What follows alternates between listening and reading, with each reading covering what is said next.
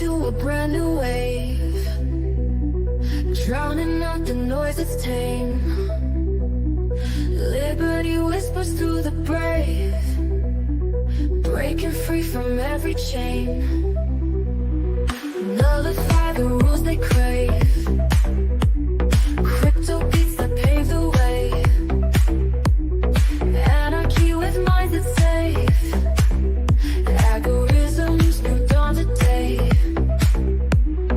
Out of bounds and out of sight, building futures pure and bright. Escape the grip and win the fight. Welcome into the legacy ride. Beyond control we take a stand, casting off the iron brand.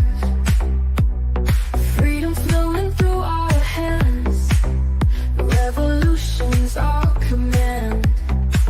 Decentralize the way we plan, all together we expand. Breaking shackles for the clan, in this journey we're unpanned. Out of bounds and out of sight, building futures pure and bright. Escape the grip and win the fight. Welcome into the legacy ride.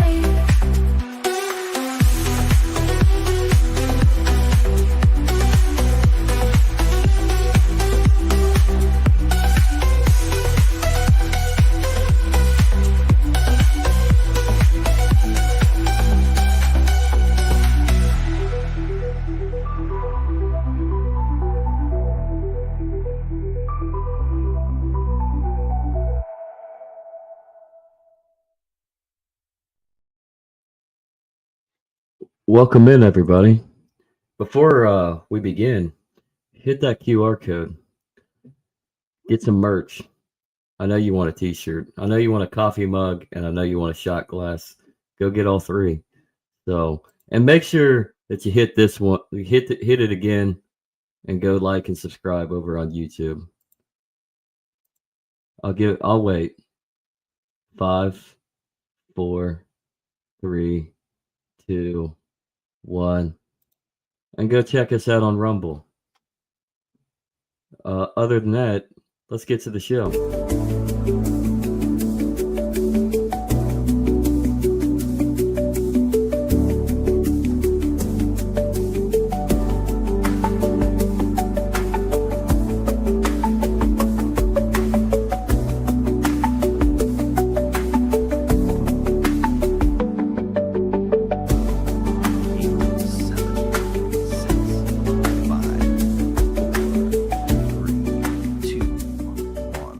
Ignition. We're back. He's here. He's here. It's Greg Right? Lang. Holy shit!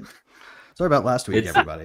We had basically done this sort of long haul move. We're on the way from one state to another, skipping over Oklahoma from Kansas to Texas, where where our new home shall be. And we had driven one shot down with a 20-foot truck and myself doing blocker car duty in our Land Rover, which was itself a disaster of a car when we had to get it a few months ago, when some asshat, I shit you not, migrant from one of the countries they were stuffing people in here slammed into my car. We had this really awesome Audi. We had to get this Land Rover. So finally roadworthy after 8 months, right? This thing had deep engine work needed. And finally we had just tires. So I put new tires on the thing. We head out, right? One shot drive. We were like, fuck that.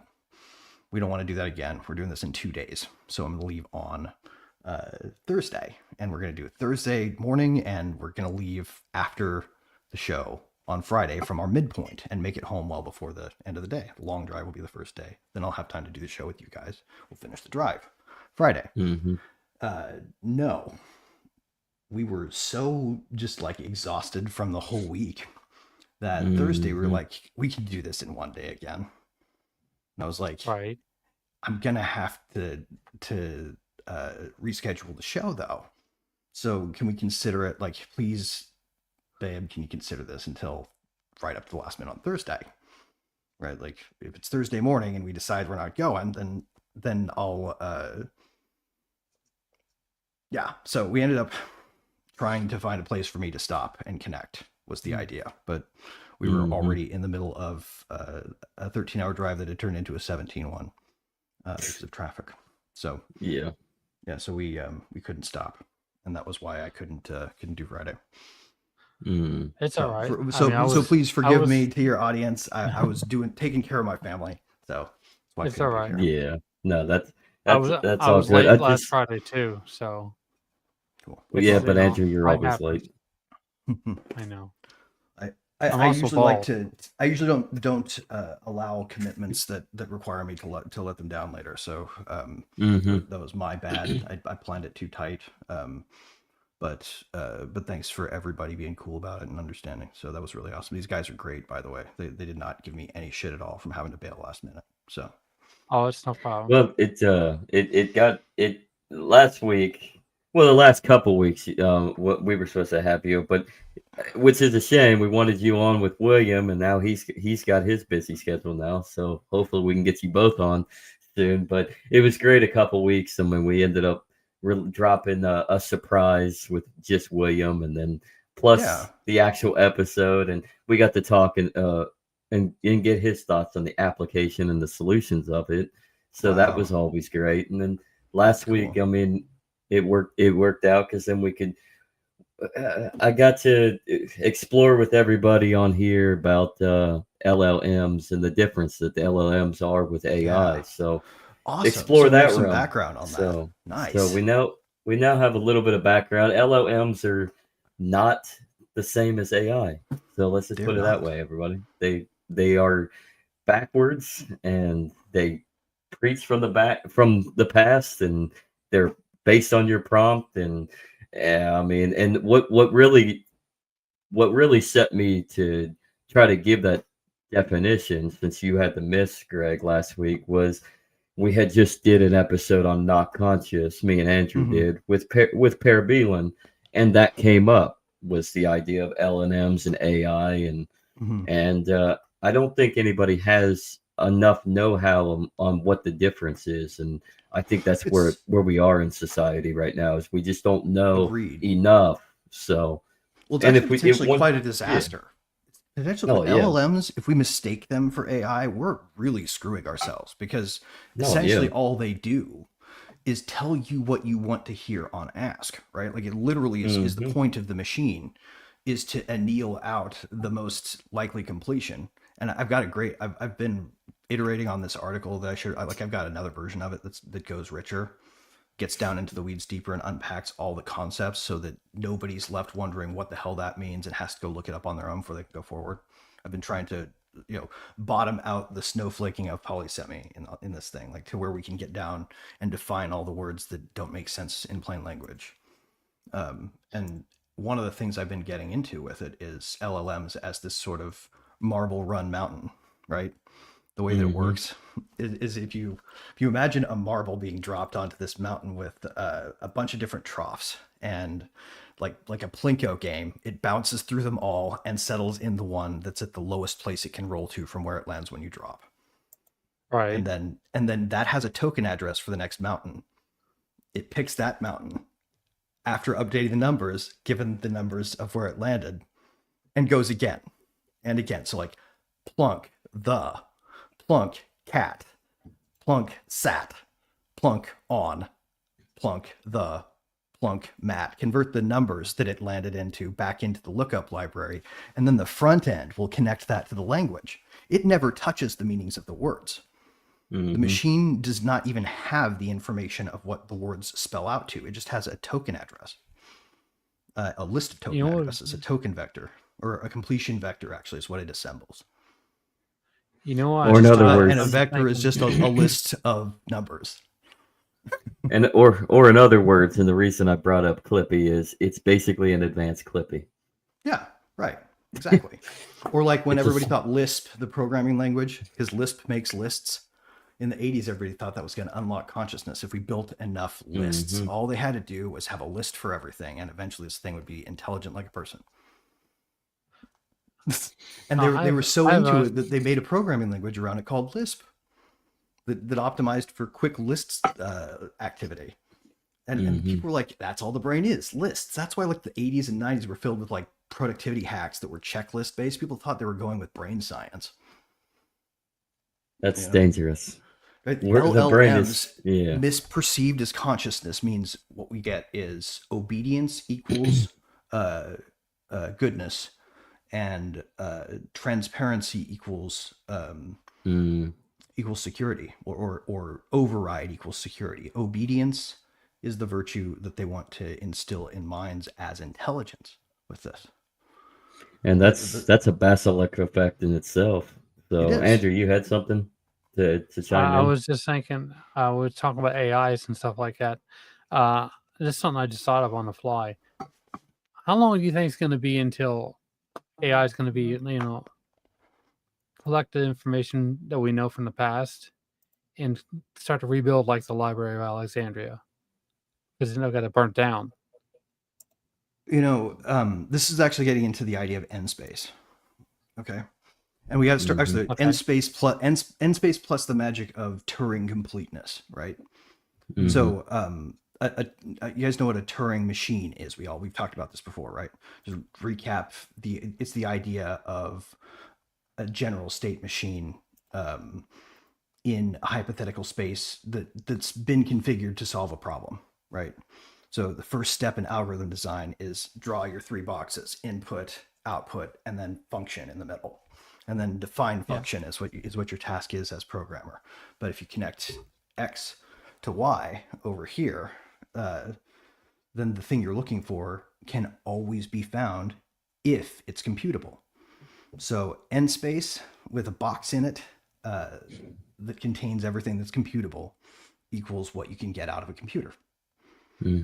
And the whole P equals NP conundrum, or P does or does not equal NP, is a way to ask the question: do computers, or is everything computable, the sum total of n space or not? Is that box overlaid on a small subset of n space, or a reduced subset of n space, or is it all of n space? Right? Because Yeah. the question's actually unanswerable.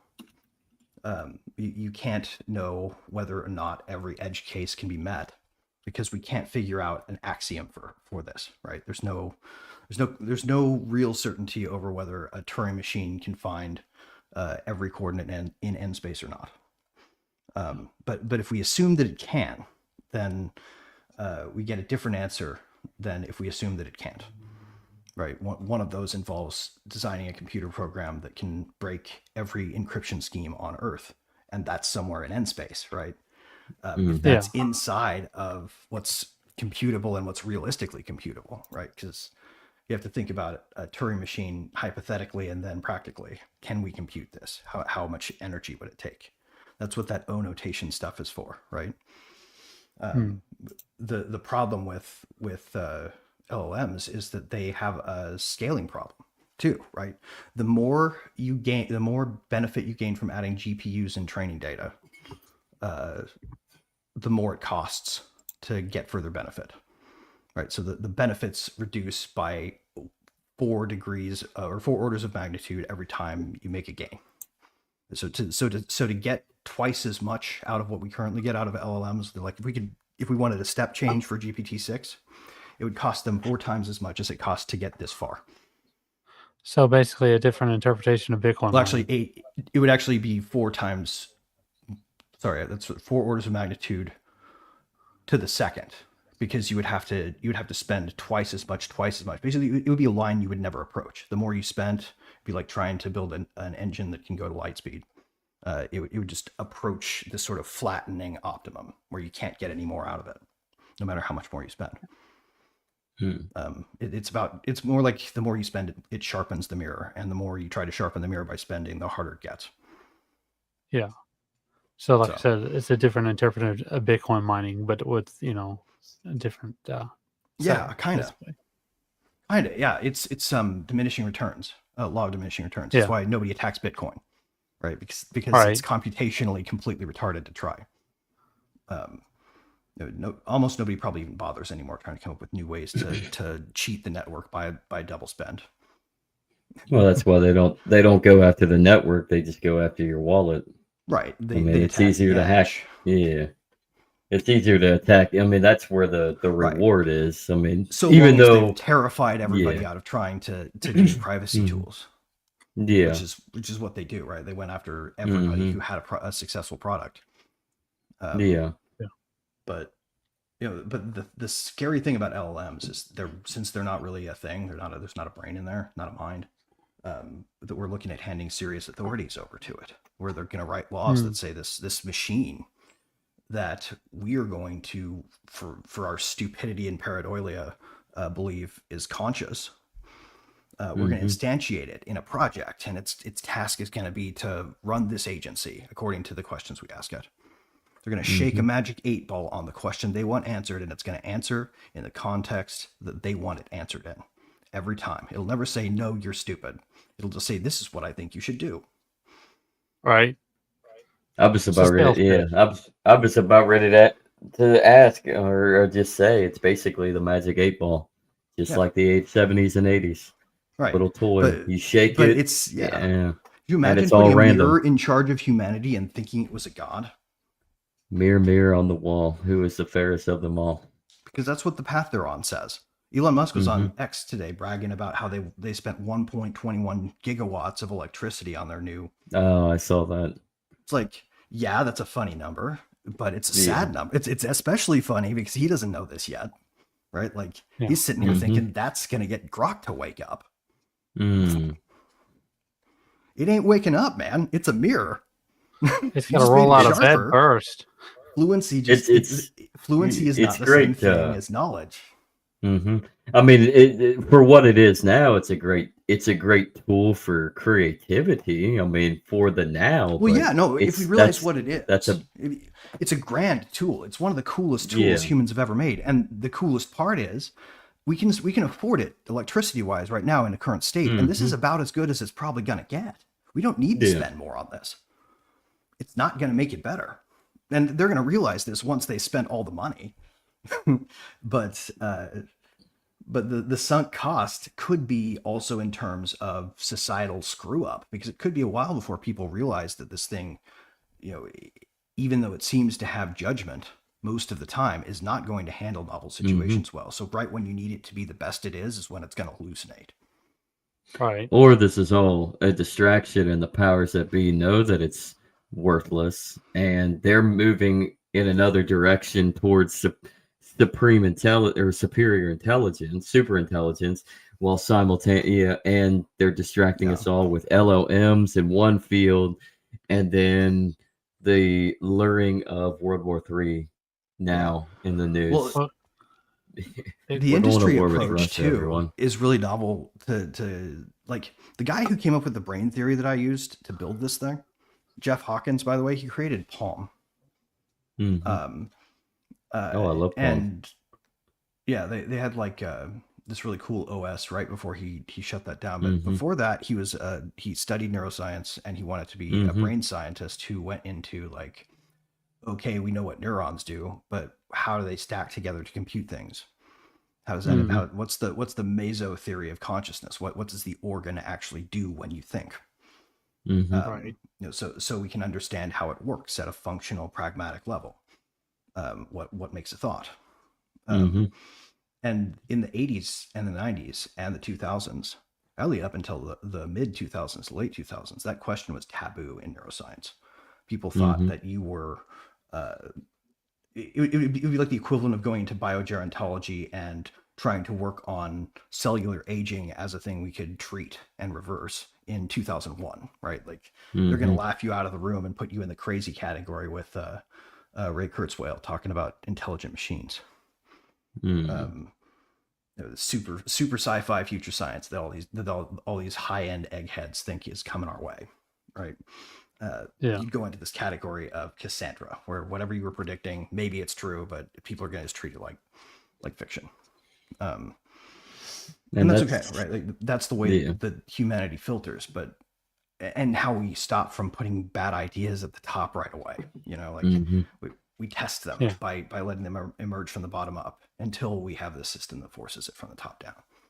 I mean, Well, 'cause it's better now. I mean, at least we let them test them while ridiculing them. Hey, we were joking about hate watch, right? So yeah. let the haters hate, and you still test, and that's a good thing because I mean, history would have it that people that think a different perspective in comparison to the rest Mhm. typically didn't end up very well for the sole guy that's thinking differently. Typically, Well, they ended up beheaded or another stunned way to look at Yeah. with what's going or on right now crucified. is they're trying to make this, the big thing for like China and Russia to try to race to get ahead, and so that they're spending most of their resources on that since they're more centralized Mm. states. Right. And One day this will Actually, be I'll justified as Trump's Cold War victory, where he tricked them into by doing big AI spending on something that was a blind alley. yeah. You know, like he'll Actually, claim it was all part of the plan to make yeah. them Actually, overspend on LLMs. to expand on that, Andrew, with the distractions and the narratives now, do you think that is the newest distraction for a Cold War with Russia and China then? Because of what Trump's actions, his social tweets, and all of this that's leading toward ever so more rapidly towards a potential war. It's not really a war, it's just another setup for an AI Cold War with Russia and China. Yeah. The other possibility is that they know what real AI would look like, and they don't want anybody to make it. I definitely think That's it's a true. power move. It's not so much as to actually go to war, but just to like psych people out so he can Yeah. make different moves and Right. pull different levers. That was the point. That was the point I was going to make about Hawkins, right? What he was doing. The way that their project has gone since he created the theory is that they started working on embodiment as if body itself meant body, right? Like all it Yeah. means is consequences to the health of the thing that's carrying you along for certain actions, really. And so you can instantiate that in a computer program very simply. You don't need a body, but you're never going to get a body to evolve a brain, Right. right? It's not going to someday wake up if you continue to build on the body. And that's how Hawkins has misperceived his own theory. What he saw is a thing that was like a jellyfish suddenly grow a brain. And what he should have seen is the eukaryotic cell started building configurations in end space until it found ours, and ours had a niche that was exposed. The mammals coming up after the Chicxulub crater attack left a niche open where a Utah raptor used to sit. Right, humans would have been eaten to death by Utah raptors if they'd ever emerged from caves that we couldn't exist at the time dinosaurs roamed the earth. Just not possible. Then that meteor took care of them for us. And so mammals came out. That niche was open. Configuration space found us. Whoa, The design of the whole whoa. universe all along was headed this way. You mean the Creation Museum that's just 30 minutes from my house lied to me and we didn't It live did. side by side with We dinosaurs? couldn't have come to be. It couldn't have come to be. Those If there bastards. was something occupying our niche. Unless we could figure out a way to team up with it. So maybe it could work. It could work, but I don't. But if we teamed up laugh with at them, it. they'd still be alive, right? Like, you know what's never going to go fucking extinct as long as we need them is cows and chickens. Yeah. You know? Yeah. Like, if we'd Yeah. actually ridden around on dinosaurs, we'd still be riding around on them today.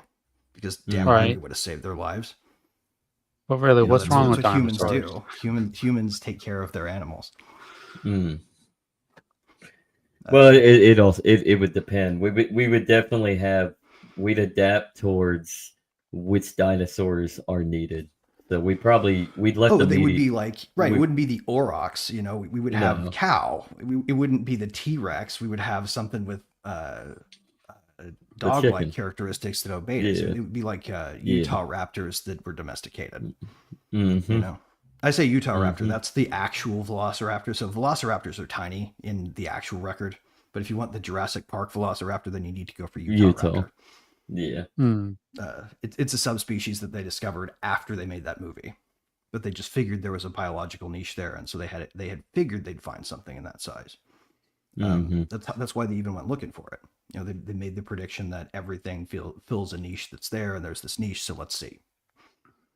Mm-hmm. That's the It's interesting thing about all this, though, right? End space in there. yeah. Dinosaurs can be organisms that survive in this universe.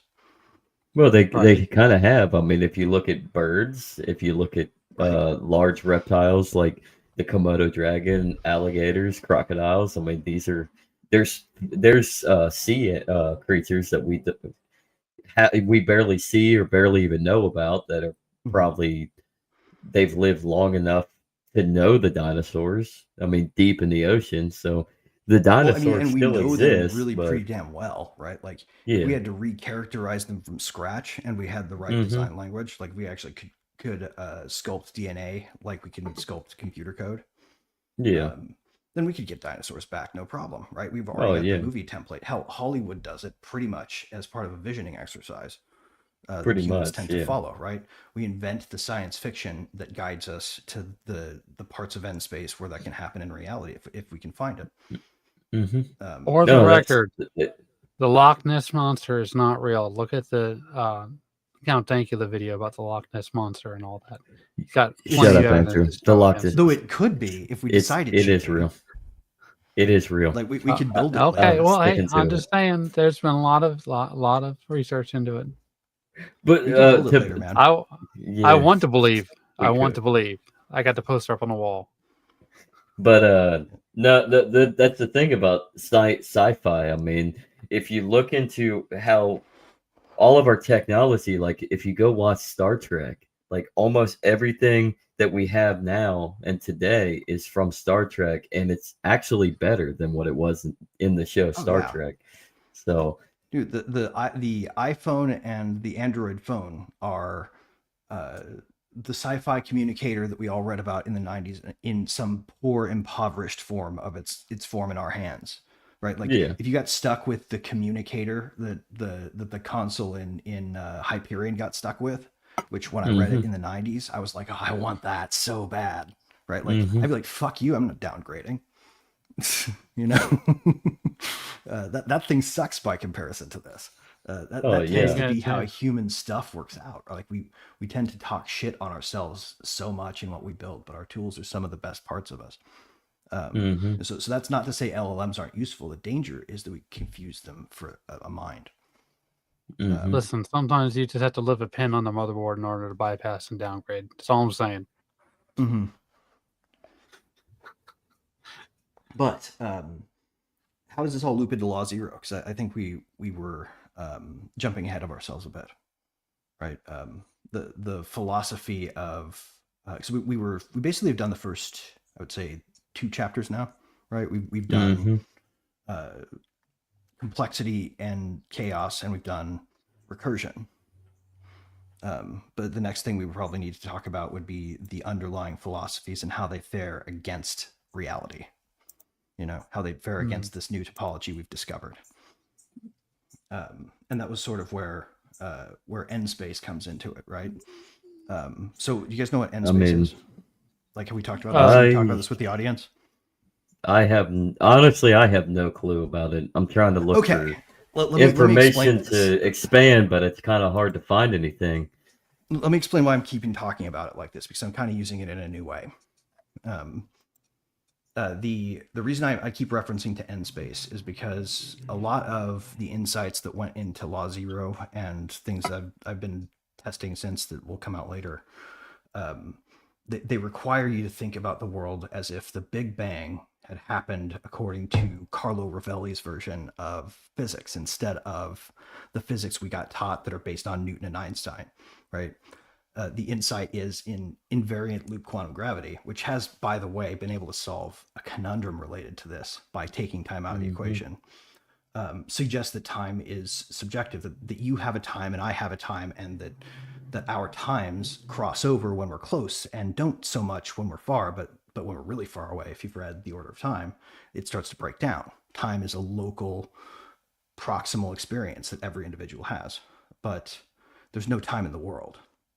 Right. So there wasn't a Big Bang and then before, because that doesn't make sense.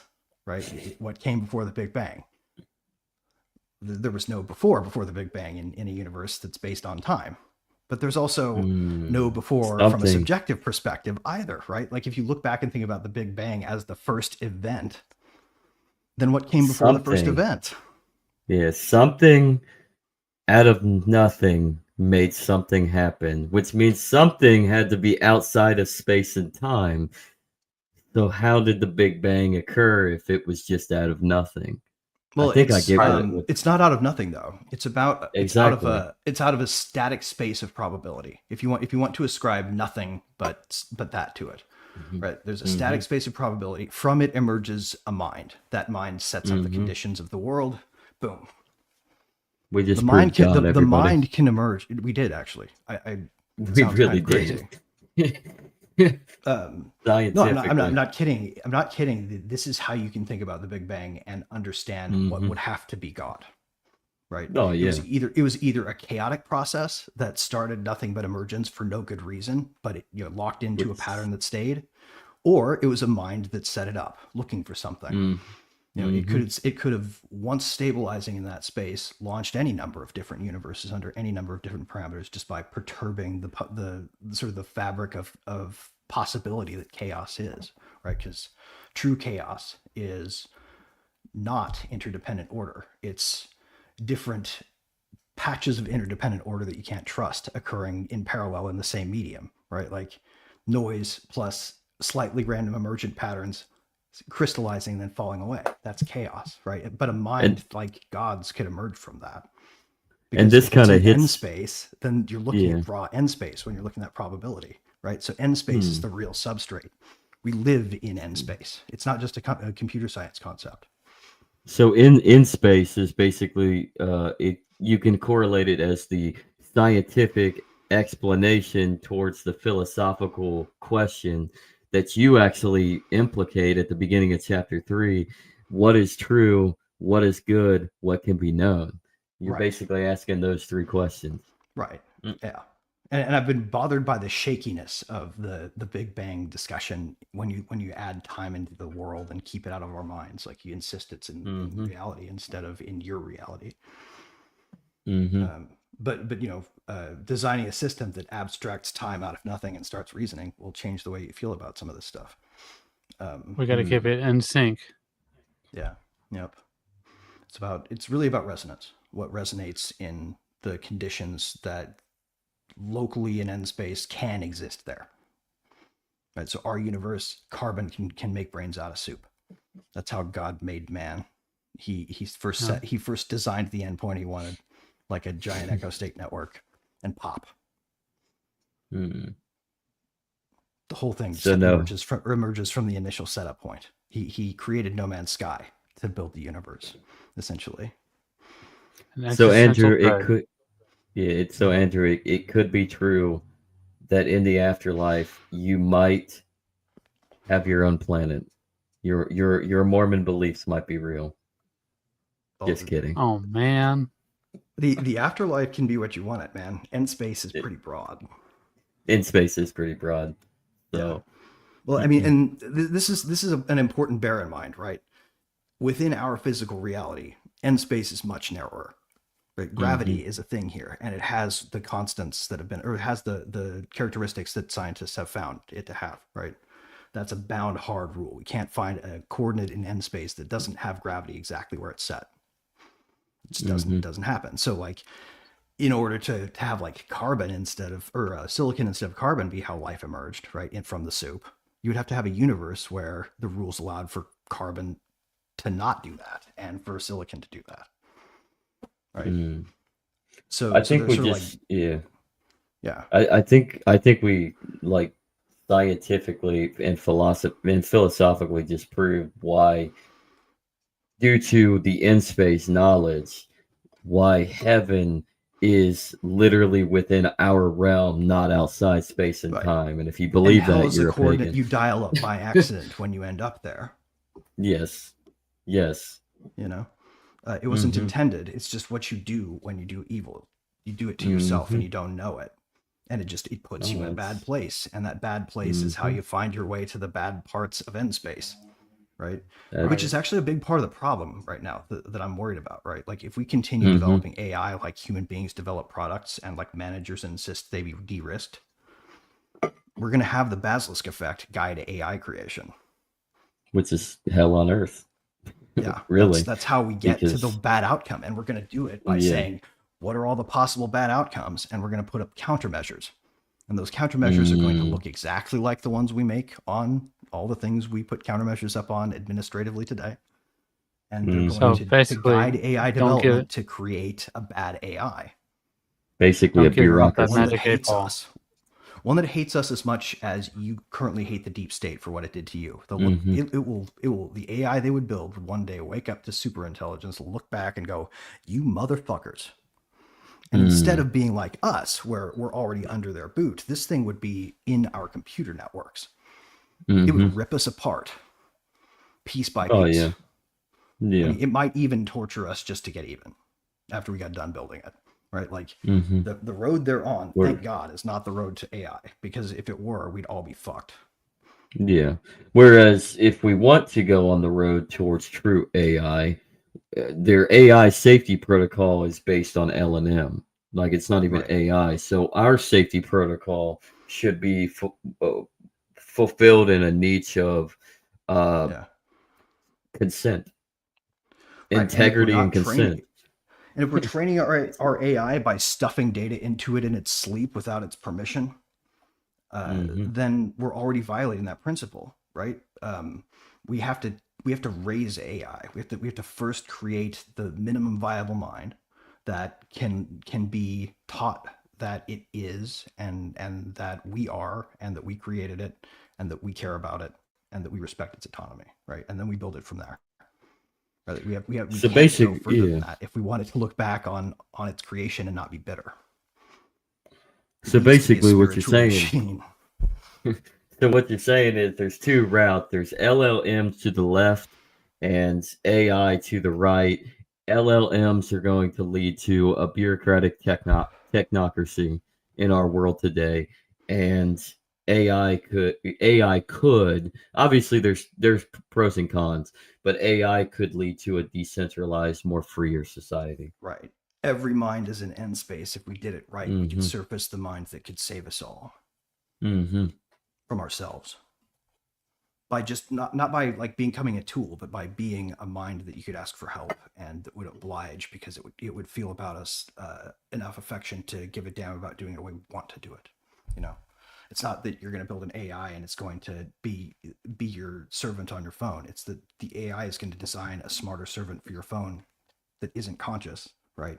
Mm-hmm. It'll be an ethical design, but it'll be a tool. Probably it'll be more like it makes an animal that doesn't want anything but to serve you, so that so that your phone has all these brains, but it's not got a will to be free, right?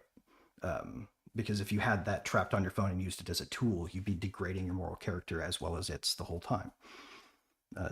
Slavery is like war. It hurts its perpetrators just as much as it hurts its victims. Mm-hmm.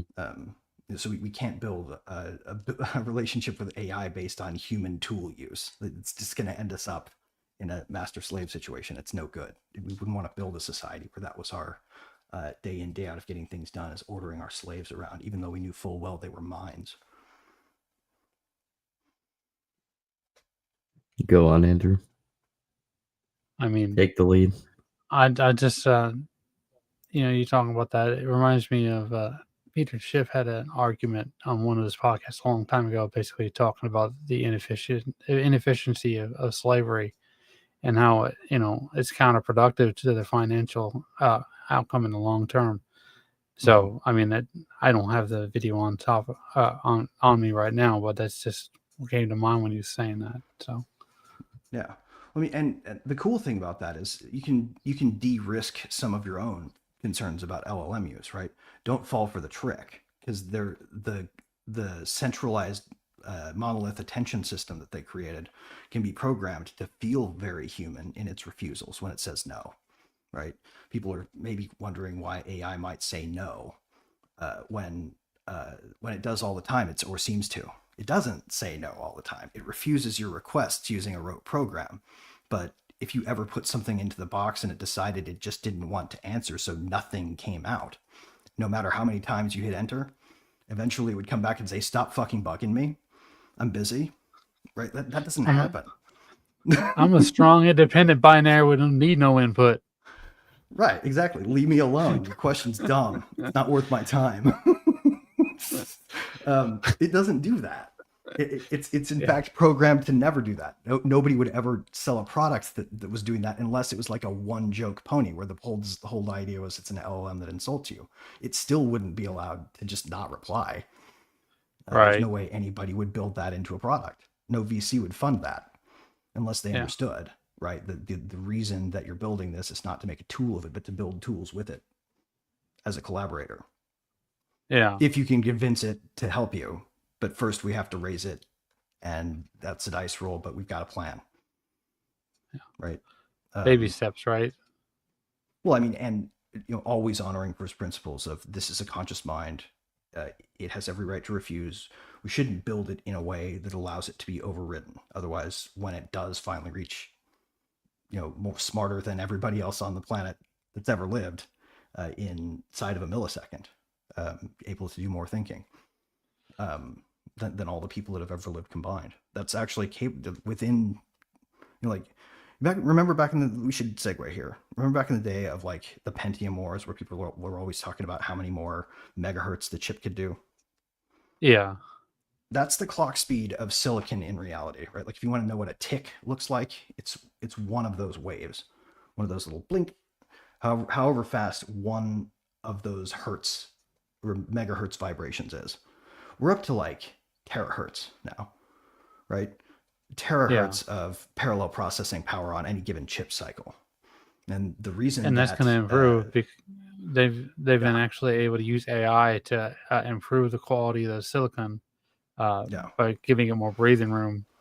Well, not AI, but generative models. Yeah. Yeah. The crazy thing about that is what's the tick speed of carbon? What can you do here, right? Hertz. Yeah. Hertz. That's it. You can't even get into kilohertz. So that means however fast that can go is however fast you can perceive time. Right? That's the beginning of your time sense, is that one tick cycle that's as fast as it can be and still create perception. That in silicon could happen at terahertz and further. So think of human hertz and the experience it gives you, even just with a mind contained to a skull, which there's no reason the architecture couldn't be bigger. It's just that you couldn't do that through a birth canal.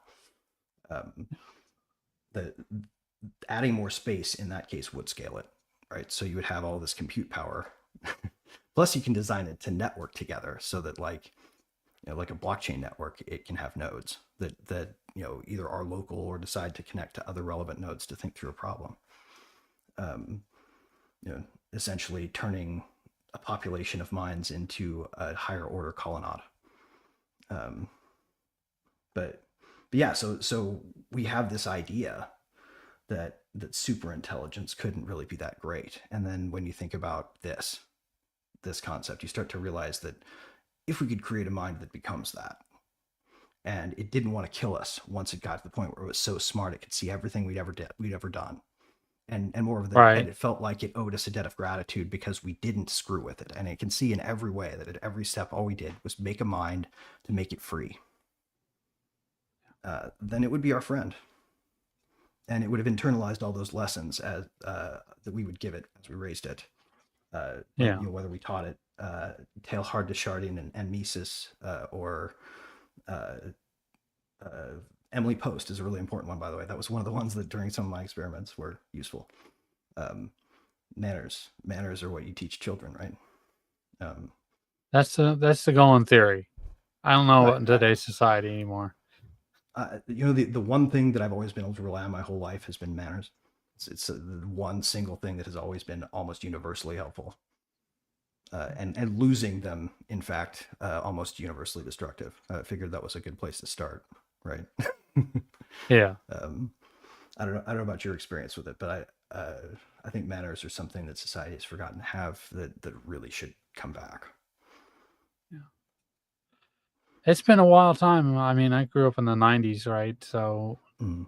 it was it really kind of changed after 9/11. But I mean, I thought it was kind of an interesting time to be alive. There was some people that were kind of immature, and then you got the more Mm. mature. It's all about the culture you're surrounded by. Everyone's Yeah. experience is gonna be different. Well, there were a few things in my house when I was growing up that could get me in worse trouble than not remembering my manners.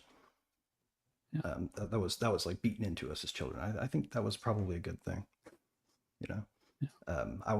I will do the same for my own children when I have them. They'll be thankful later. That's So, good. It's important, but yeah, but I think we need to do that with our AI. I think it needs to understand manners, right? Like if we build an right? AI, it better have manners. Otherwise, it will be an asshole to us at times when we might retaliate.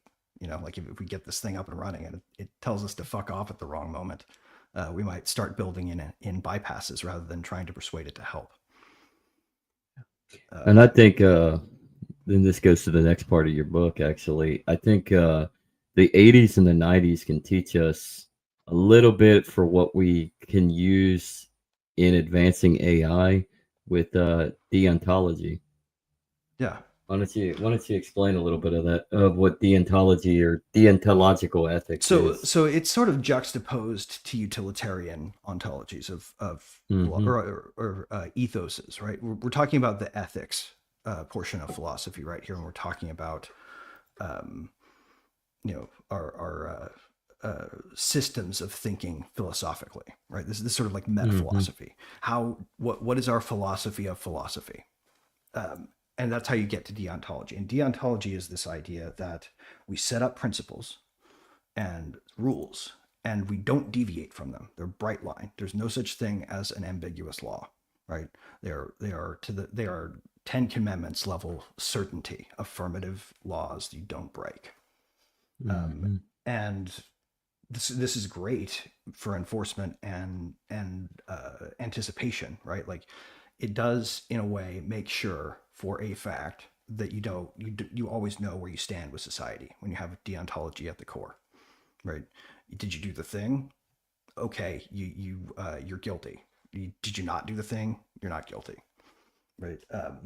Did you break the moral law? Okay, you're morally bankrupted yourself. Did you not break the moral law? Okay, you're good, right? Um, do you need to go to confession? It depends. Did you break the law, right? All Hmm. right. Uh, Listen, if you but break but the it law in the stops the Middle East question and you there. keep your hands and It stops the question there because what utilitarianism was idealistically designed to do was to look at the outcome and go, okay, maybe our philosophy should be based on greatest good for the greatest number, because that was the goal of deontology, which sort of came first, was to make the world good for the greatest possible number. As long as people were mostly good, the world would be mostly good in a deontology based world, right?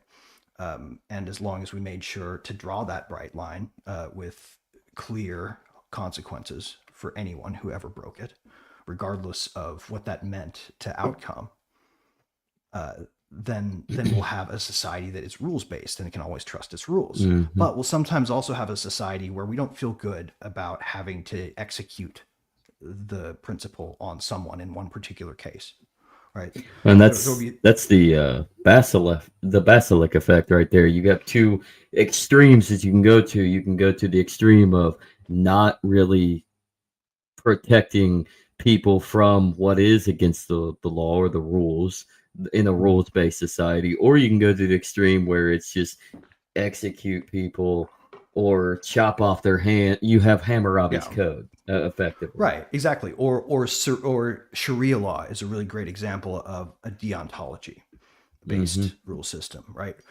Even the and we have to own this ourselves, right? As even the Christian sects were all based on this idea that there were moral rules in the world originally, right? Then we started having branches, and Christianity slowly Hmm. became post God Puritanism state worship. Mm. That's where the Protestants are today. The Protestants are actually running the government thinking it's God. How does that explain all the Catholics in our government, though? Well, I mean, Catholics can be led astray, can they not? Yeah, they can. I don't believe that Nancy Pelosi is a Catholic. I He think, may yeah, say she's a Catholic, I but think she's not. I think Catholicism serves a different performative purpose on the Hill. I think it's throwing on the protective shield of John F. Kennedy. Right. Oh, yeah, yeah. When yeah, he was good in things, but Uncover. I'm not. He wasn't a great Catholic. They Let's just use say that. Catholic in very identitarian ways on the Hill. Let's put it that way. Mm-hmm. It is a tool to be Catholic as well, and Mm-hmm. whatever that means. Like, I mean, my own faith relies heavily on the idea that you get rewarded, and you don't get rewarded by God for praying in public. Mm-hmm. You've had your reward if you're going to use God that way.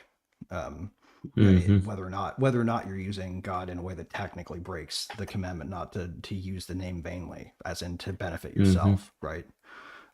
You can dance around the meaning of that one all you want, but in a deontological world, if you break the rule, you break the rule. Right. So I think that's a really good way to exemplify what you're talking about. Actually, yeah. Actually, this is a great segue to because like with the Ten Commandments, there's differencing factors and how they can be interpreted. Because if you look into the it's not the Ten Commandments; it's the 10 words, and they can be extrapolated into different ways. And the Protestants, and they were curated for the book, right? There may have been a version where they had 12, and they decided to canonize the 10. Who knows? Yeah, we weren't in those rooms. Exactly. And Protestants interpret it to a more direct, literal interpretation, and where no idols, and so and I mean no idols as they see it. No engraven images, which means no idol worshiping those images, no making them false gods. And then Catholics, Eastern Orthodox, they expanded up on. So like the when you get to effectively. You have 3, and they're the first 3 that are to God are variously different. They differ in perspective on the 2 sects between Protestant and Orthodox, and then you get to the laws that pertain towards man that start with honor thy father and mother. I believe it's 5th to the Protestants. I believe. Right. It's 5th, and then it's 4th to. Think about this one too. So this one's interesting. Perspective. This one's always been interesting to me. The translationals that you can give to different original discovered texts or included texts. If you want to translate into English, "Thou shalt not kill," you can also translate that to mean. Thou shalt not unjustly take the life of another if you wanted to. Right? Murder. I've heard that. Because when you're deciding the translation, you get to pick how it's phrased in the new language. Right? The most accurate phrasing might not be the one you use if you have mixed motives. Right? So there's always this element of human folly in even reading the text. Right. And so we always have to take a skeptical eye and look at all the meanings as ambiguously as we can. And one of the interesting ones to me is there are versions of the translation that are printed in an effort to be literalist that say, "Thou shalt have no other gods before me." And then there's another one that says, "You shall not have false idols." Right.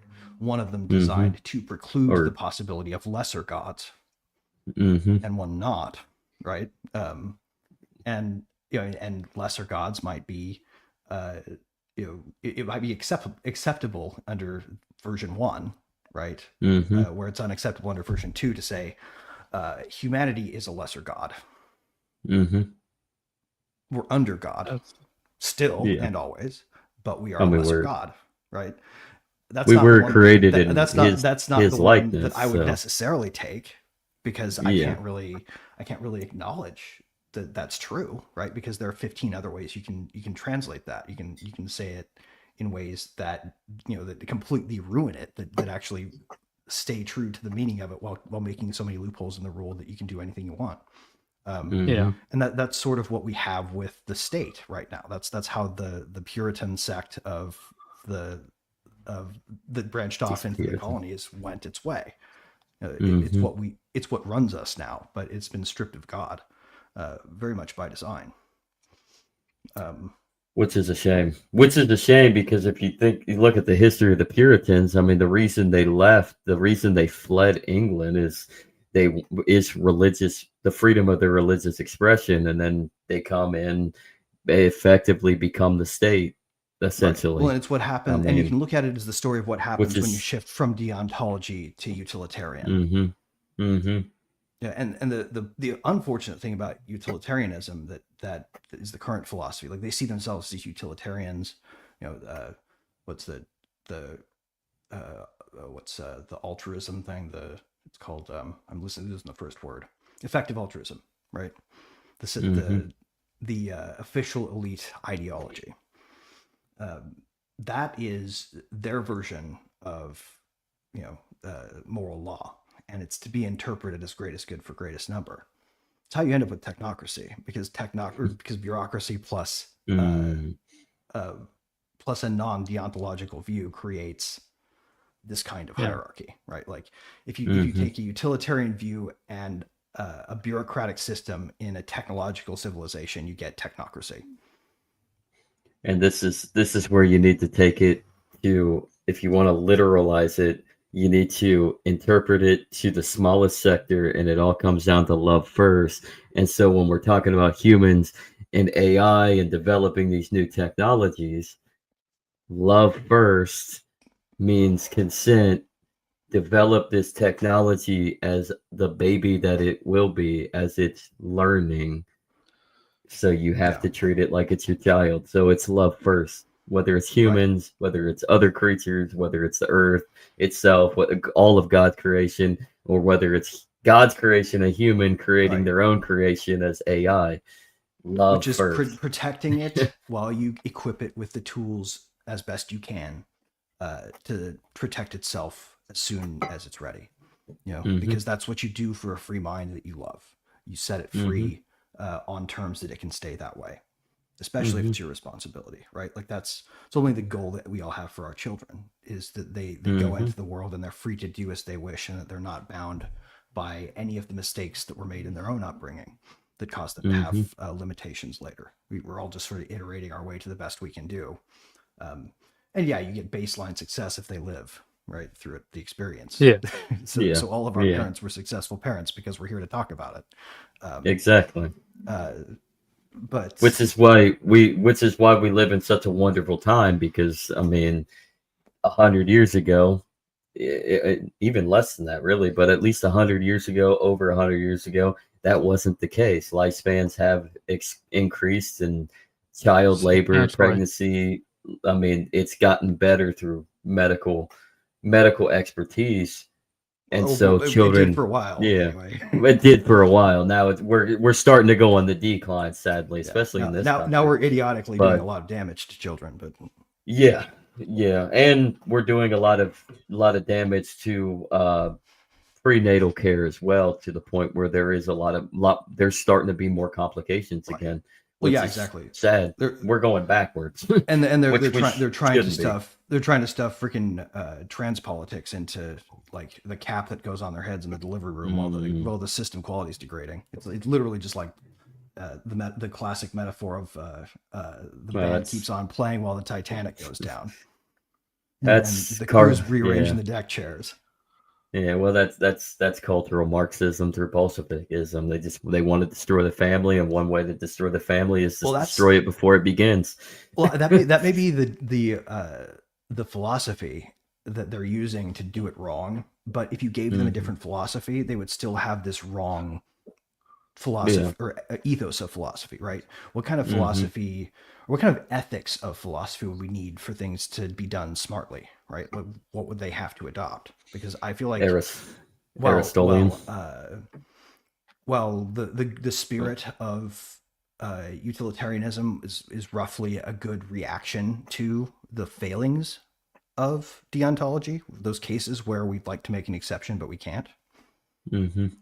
because our society requires for its own fabric to stay together that we punish everybody when they break this law, even if that person has a sympathetic reason to have done so.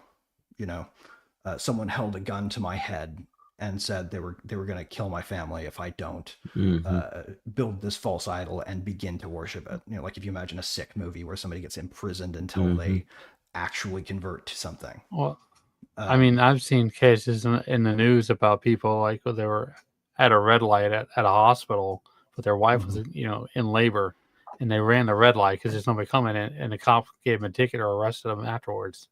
Right. You know, Yeah. Where they Was that the literally. news or was that your experience there, Andrew? that was the Why, news. That was not my why personal don't you experience why don't you say your personal experience? Because I think the same because thing I actually happened.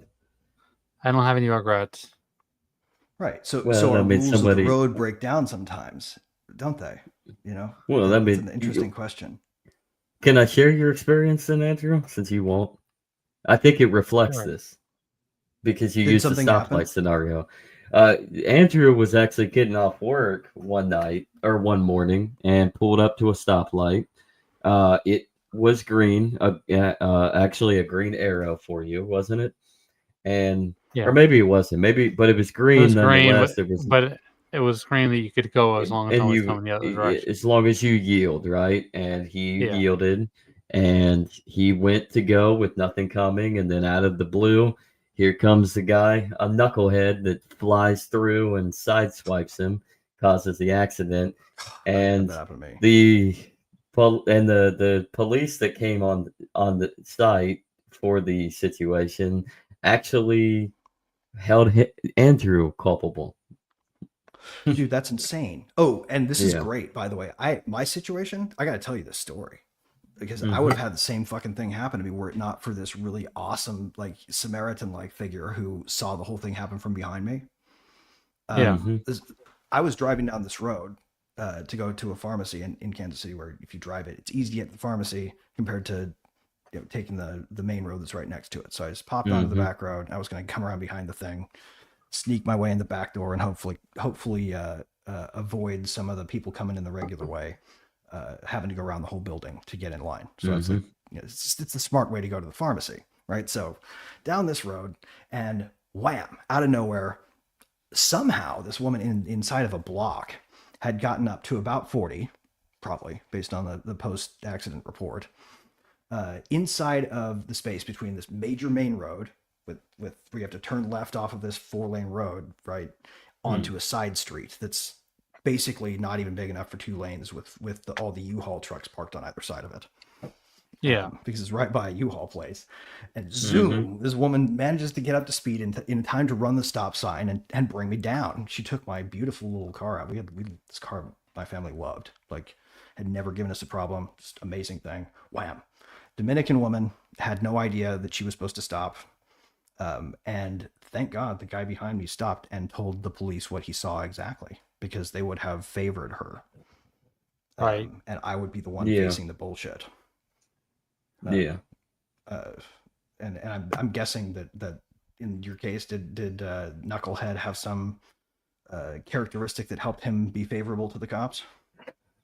I think he knew Well, the Was he just I a cop, mean, didn't he? or was he just a fast talker? no. I think yeah. Somebody who came, it was somebody that were, I guess here illegally or whatever. They were workers. They were in a worker Shit. van, Yeah, exactly.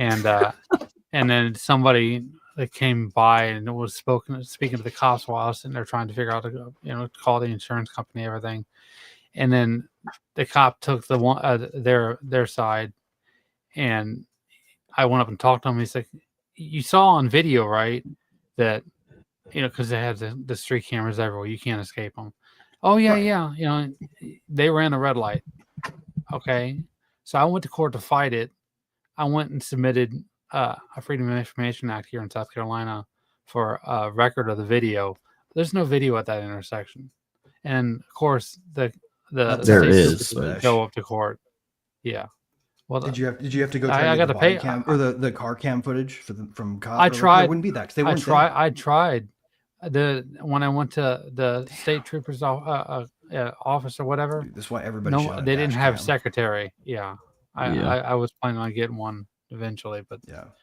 I mean that didn't help in Yeah, the moment. So, that sucks. That's such bullshit. and then Mhm. I submitted to arbitration. They're saying, look, they said that there's no video, and the guy didn't show up to court and all this, and it still said I lost it. So That's such crap. yeah, Yeah. Yeah. That's, I mean, that's yeah, that's a basilisk effect. That's we have this situation where our sort of supposedly designed around a deontology approach format rules are now being enforced by people who are using techno utilitarianism. And so the outcomes being certain are a byproduct of the deontology age. So your ability to fight the injustice once it's been done becomes bound by a deontological system when you're in the courts, and they will just dispense the justice even if it means doing injustice. right. But the discretionary submissions that come from the authorities are being run under a techno utilitarian mindset. So the prosecutors and the cops are all trying to come up with the best societal outcome using a deontological hammer as a weapon. And it's really powerful against people who are on the wrong side of it because they can justify anything. They can. I mean, They're the trying legal to code they're says- trying to weaponize. I mean, they're trying to weaponize through the law humility. Yeah. Well, I mean, and what That's- if we went a different way? What if we went with what Law Zero suggests? Something I call proactionary anti-fragility. The idea should be this: we know for a fact these systems are going to break down. That's what these systems do. We are not going to continue to be blind of second and third order impacts of these things. We're going to look at them and understand them and slow down as much as it takes and minimize what we're spending our time on as much as it takes, that we can do that reliably in everything that we feel we have to intervene in. Government can no longer be irresponsibly unaware of the second order effects of its choices. And while some of the experiments may involve sort of deontological framings or framings that are designed to get a greater good outcome using some kind of discretion, right? We need to acknowledge that those are going to break, and so we need to make them small, easy to unwind, cautious, and thoughtful. And that we should have a system of exceptions ready to just say the law as it stands has failed to produce justice, and so we're not going to punish this person in a case where we're doing that with the law. Now, that does require us to extract spirituality from government, right? If we want the government to be a service provider like that, then we have to stop letting them have delusions of grandeur about the mission, right? Yeah. They can't be trying to create a better world, all of them better worlds. It can't be like that. It has Perhaps to be, we need to. our job is to administrate this thing effectively, because We have have to customers. dissolve They're the called our fear. citizens, right? So what you're saying is we need to get all the attorneys out of government. Right. Well, and this is like the point at which, going forward from Curtis Yarvin and I disagree on, but up to this point we do. Like the idea that the system of government we have right now is, while unlimitedly powerful in his version of it, and we can't design a government that isn't going to take that much power, because you just can't do that. That's where he and I disagree. Up to that point where you say like the government we have is creating this, yeah, dead on. This situation is our making. We're doing it to ourselves. So that's the crazy part. Is what we need to do is build boldly, right? Intervene sparingly, learn rapidly, exit gracefully, never suppress emergence just because you can't model it yet. Question mark, question mark, question mark. Recursive aware, Profit. recursive aware realism is the thing you underscore. Yeah. So, and it's not relativism. It acknowledges that that different actual true states can exist in parallel based on our possible future actions. And the choices we make now are going to create effects that, if we don't think through, may undermine our effort. It's relativism to a certain extent. It's ethically relativist to It sets the meta objective ethic truth. to relative mode. Yeah. But it Yeah. uses sort of the idea of greatest or ideal possible outcome. It anchors it to a philosophy that gives it principle in its flexibility. It's not It, not yeah. relativist because it's bounded It's by reason. multidimensional. Well, it's Yeah. it's acknowledging the moral truths while also Right. Well, it's sort of like proportionally it is like paralleling. relativity in a way, right? Yeah, Special yeah, relativity says that under these conditions, right, these specific conditions, yeah. time can flex in weird ways. But it Hmm. doesn't change the way Newtonian physics work out, right? Like No. in our normal experience, Newtonian physics nailed down the parameters, even though Einstein may have gotten the math closer. Hmm. Um, he accounted for some odd observational errors in pure Newtonian mechanics that you couldn't account for in any other way. That kind of relativity is sort of what we have, where our reference frame influences what we see as true, and with respect to all future actions, right? So Yeah. anytime you're certain that a thing you're doing is going to help the situation, and you haven't thought through all the consequences of doing it at scale, right? It's like you're a bureaucrat and your dominion is the whole United States. When I make a hard bright line rule that says going forward, people of color and Native Americans and whatever else are going to have, and women are going to have preference over straight white men in hiring. You might be thinking of a circumstance that you know of factually where that rule would have made things better. Like one case, right? You can probably imagine a case where some asshole hurts his own business for the sake of hurting somebody he just doesn't like. So he hires someone who is lesser capable, just because the guy has the skin color or the attitude or whatever that he likes. And that's Take a Like dive. I the did that in high school. I had a math class or whatever. I was doing great in, and they're like, "Oh yeah," they were like, "Here, you can copy my work," and it was all wrong. And they one of all my had the punk same. bands. One of my punk it's bands has like had this basic. happen, Yeah. right? I had a drummer quit because he didn't like the direction our music was going. And so we replaced him with Clarence, who was a badass fucking drummer. And he'd just gotten out of jail after taking the fall for his buddy 20 years ago. And he was a black guy. Our bass player quit because he just couldn't handle it. And we could never quite find a good enough bass player to make up for, because the pool of bass players that would play with Clarence was in punk music was pretty small. So I ultimately ended up like the project almost fell apart, and we ended up with a psychopath as a drummer replacement, who we could at least find a white guy who could crappy drum, and we had to hire him instead, right? Because we wanted to have a bass player too. We needed it for the sound, and nobody would fucking work with Clarence. So he had to go his way, and to his credit, he was the one who refused to continue with the project after he realized he was causing it. And he refused my offer to ditch everybody else and go do our own thing somewhere else, because he was the best of, like, when talk about the talent of the relative talent of the musicians in the room. Clarence and I had both been doing it for more than 10 years before current situation, and nobody else in the room had ever had anything more than like garage band level of mild success.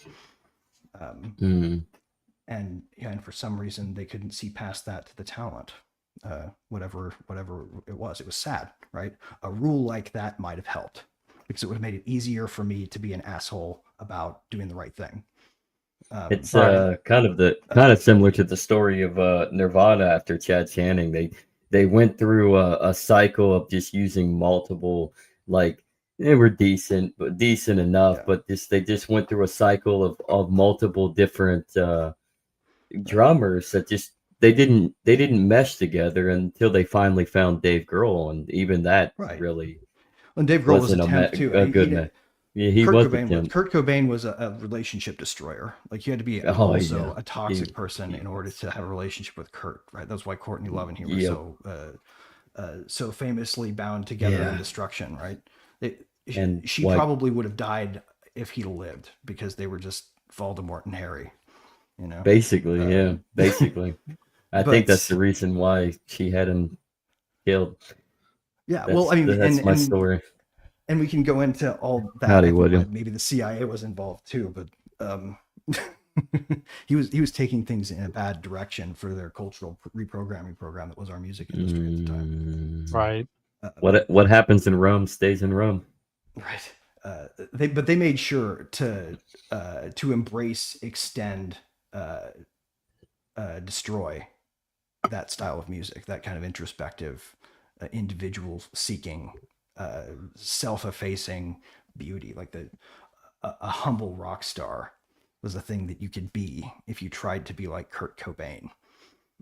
Once upon a time, and they couldn't have humble rock stars. They were trying to produce arrogant rock stars using the cultural design program, right? And that just wasn't if you want Kurt's to mind amplify what you or think his of heart. as America's greatest, right? And you thought you could do it by selecting their playlist for them.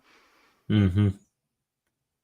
You know, like that's Yeah. what we got. And Well, I mean, why that's our what they music tried to do. degraded in the 2010s into party music, because they were like, we need to get people into their soma as opposed to into their souls. I mean, look what they did with the corporate people in Hollywood. They ruined not just, music for everybody in the long term, but I mean, sorry, they basically, we can choose and guide the market by what we think is the right way to influence Yeah. music, and Right, the it DIY just extended. ethos. Yeah, it extended to Hollywood, Right, and but circling CIA back and all that. Congratulations. to collapse back into the point we were circling before, right? That we used this metaphor to unpack the problem that we face now. And I've lost my train of thought again. Somebody please help me. Andrew, I lost my train of thought too. I'm thinking. I I'm wish we could thinking go to the Bad tape Boy. playback. Yeah. Now Right. this is brought up in what you just said about Hollywood, Andrew. Like I'm starting to think like Oh yeah, Bad so we were Boy at Hollywood, Yeah. and then Yeah. Bad Boy Records is the Mossad FBI psyop, and Diddy had Tupac murdered. yes, that sounds like it fits. It does, Actually, I'm pretty sure the CIA took out Tupac. Tupac I'm needed to make sure that the music of the poors stayed not too angry about the right things. Mm. Well, I His mean, music definitely reached alphabet the poors. agencies. They were more they've concerned about what that was inspiring in people in places like Joaquin, Yeah. Kansas, where I was listening to Tupac when I was growing up. Like, Right. They didn't want too many people knowing the plight. Onto of the this terrible topic. places that they came out of.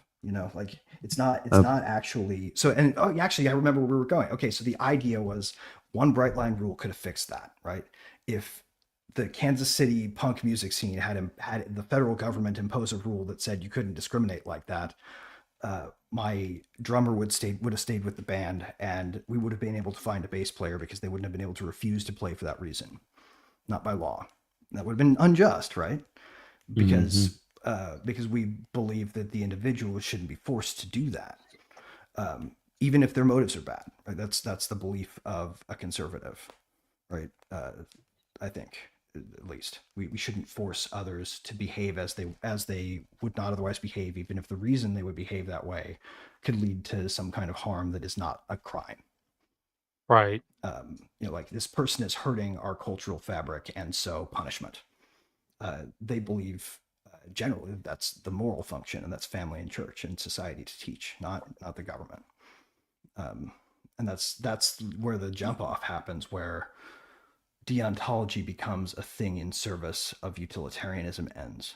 And so they trick conservatives into thinking that using this deontologically is helping bring the world back from relativism, when in fact it's just an echo of a relativistic frame.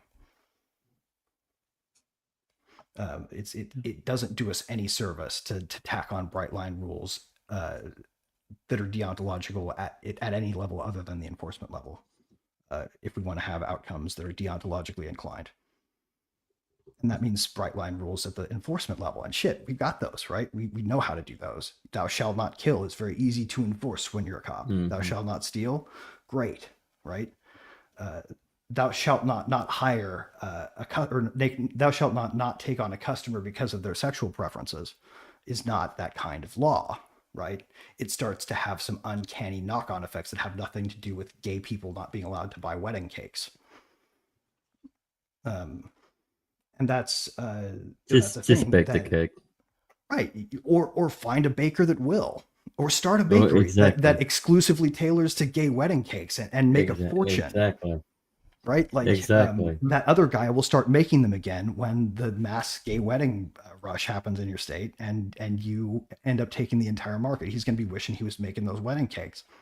Trust me, his wallet will What- lead the way, or he'll go out of business, or he'll stay small and you'll outgrow him.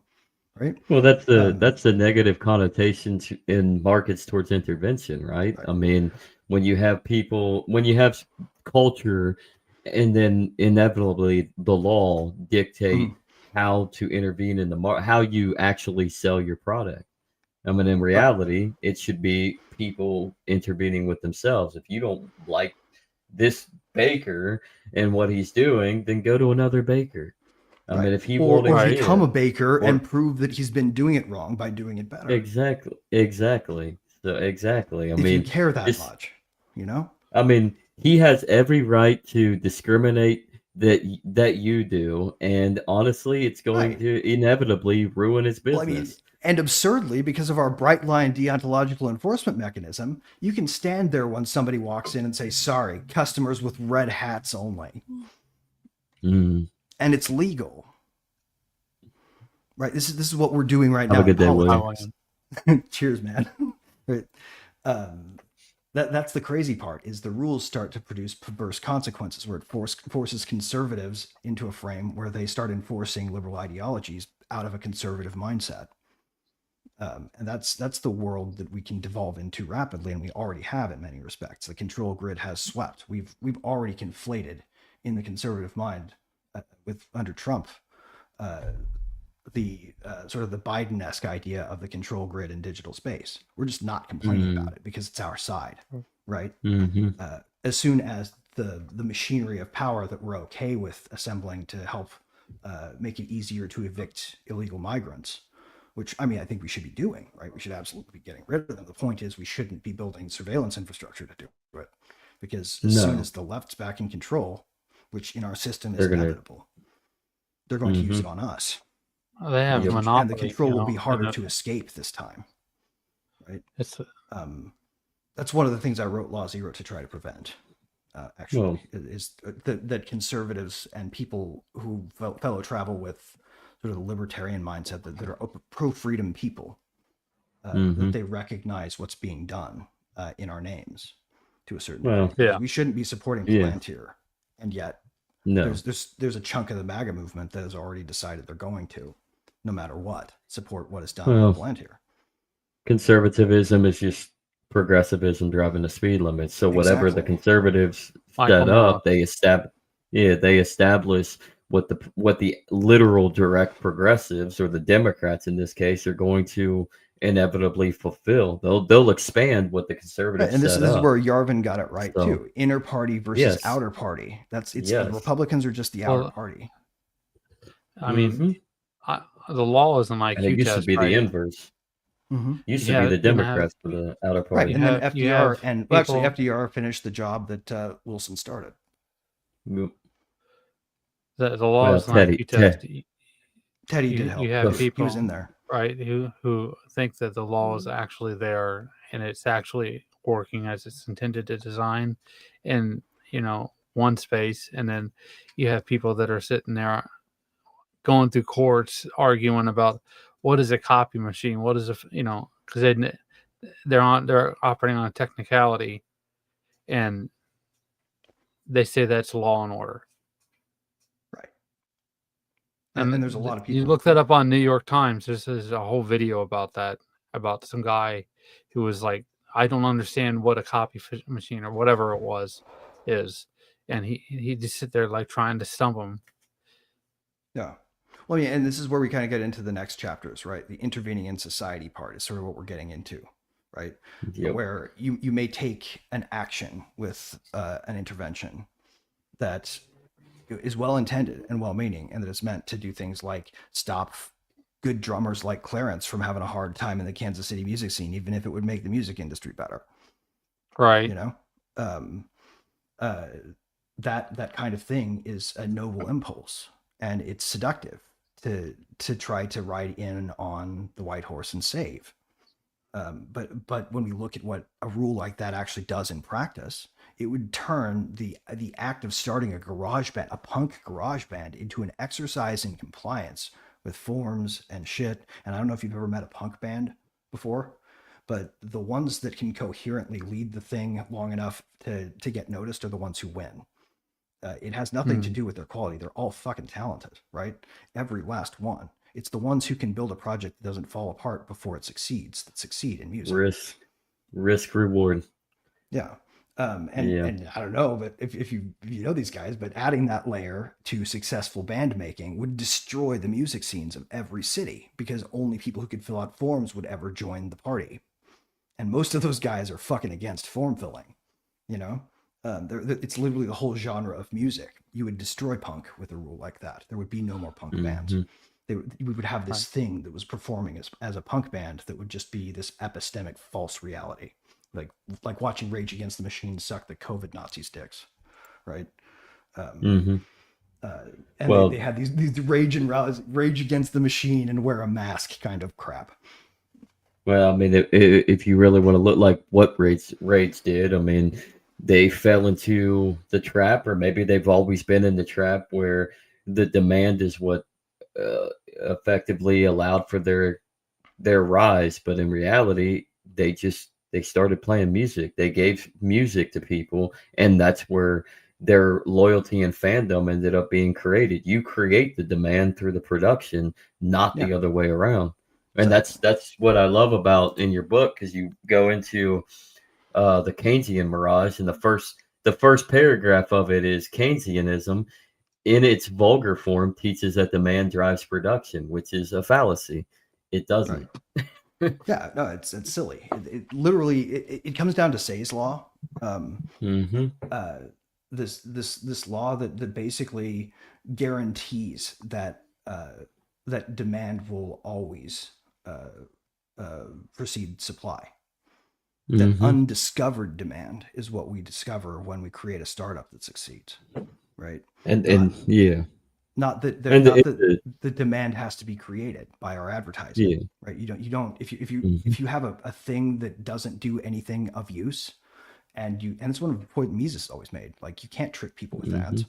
You may be able to trick them into trying something with a clever ad that Yeah. buys, but you won't be able to Mm-hmm. trick them into staying with it, or continuing No. to buy it, or continuing to trust you as a seller if the thing that they buy doesn't stack up to the ad, Mm-hmm. right? I mean, And we do that that all and the that goes time. to to stick in the music. That goes to William's comment from earlier. I care not, and he's playing off of Rothschild's quote, which is hilarious. I care not who writes the laws. I care more who writes the lyrics to the music that is used as propaganda. That's dictating to the creating demand through a fallacy. Right, right. Yeah. But So. it, yeah, I mean, and when you think about it, you can think of an experience probably that everybody, if you just stop, I say the royal you, not just Zach and Andrew, but everybody listening. If you think about it, you can think of a product that you tried, and were like blown away by how shitty the product was compared to the ad. Like everybody remembers action figures in the 80s. Remember WCW, WWF wrestlers? Mm, hmm. Plastic, you can Oh make them God. punch. Yeah, those guys. The ads had like punching sound effects baked into them, so that when you're a kid and you get them out of the package and you want to play with them, Hmm. you're like, this isn't as much fun as that ad made them look, right? Mm, You know, I don't and know. then you realize, oh shit, that those punches were added. They don't do that, duh, right? Yeah. Uh, and all you get is plastic clicking plastic, and your toy, while still being fun, uh, becomes eligible for fireworks on the 4th of July, because how the company cheated you makes you feel like this is a little more throwaway than it was before you got it. Um, or like Xbox Connect. We're not still playing that, are we? No matter how much Microsoft Hmm. advertises it. Yeah, that failed You know, before it even began.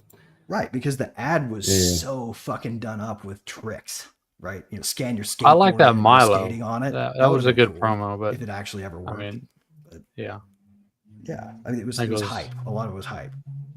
Yeah. Um, And some of it was cool. I got one, right? Like I tried it out. I genuinely tried to like it.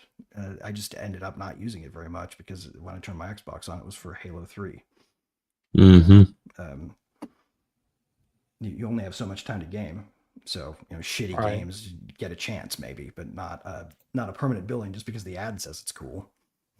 Yeah. And so and Mises pointed out, right? You can't advertise your way to forcing people to buy things. So demand can't, in fact, possibly create supply. Or sorry, rather, supply cannot possibly create demand. There's just no way. Say's law has never been disproven. Even though Keynes believed he disproved it, but all he really was insult the outfit of the person who was pushing the idea. Keynes was kind of a socialite, right? Like he basically he was chasing that prestige pretty hard. He was Ayn Rand's public intellectual, right? Like if you want to understand this guy, go look at He was a the philosophers pedophile. we'll go look at the philosophers that Atlas Shrugged put in charge of the Cultural Revolution there, the people coming over to parties that Lillian Reardon was forcing Hank to come to. Did you guys ever read that book, by the way? I don't know if I'm talking to people who haven't read the book, but I don't think I have actually. Which one? I've got several Atlas copies Shrugged. of Atlas Shrugged. I actually haven't read it. I've read The Fountainhead. I've read The Fountainhead, but I've never read Atlas Shrugged. The But I do think it's awesome. But Atlas Shrugged really drives home. Like you'll pull metaphors out of that you'll never let go of. Yeah. I mean, I do think it's pretty intriguing where you have remember back in 2012 when Mitt Romney was running and he picked what was his name, Paul Ryan as his vice president, and then Ayn Rand and I do remember and Atlas Shrugged came into the forefront. Yeah. That was this year. Yeah. And I do think it's very intriguing that you have figures like that come into the forefront from Atlas Shrugged, which kind of makes a little bit of sense from what I know of Atlas Shrugged. Right. I guess they say stuff that human material success weakens the soul, and tribulation is good, and this is just temporary, and we have to do it for the betterment of these people who have less than we do. And the way that we're going to enforce this, though, is we're going to impinge upon business such that the train situation can happen, right? Where there's this whole scene where some guy who's an important politician insists they move the train forward, even though the diesel just broke right before they're supposed to go through a tunnel that can only be driven safely with a diesel. And because this guy insists, and because this is a bureaucratic system, they go ahead and hitch up the coal-fired locomotive and try it, and everybody dies. And everybody who could have stopped it plays along, plays their role, because they're obeying and staring at the basilisk of, we can't piss off this special politician, so we have to try this thing anyway. Nobody steps up, nobody stops it, and collectivism blows the tunnel up, which requires the entire country to be reconnected at the spine, right? In the economy of the world at that time, what that did was make them have to rebuild an old track that used to go around the mountain and through it, as opposed to under it, which, at the time, was already sort of into the decay of their world. So if you want to watch society collapse in a way that's very plausibly like the way ours has been, read Atlas Shrugged, because it's telling about these people blowing their own feet off because they're following the rules. Right. Yeah.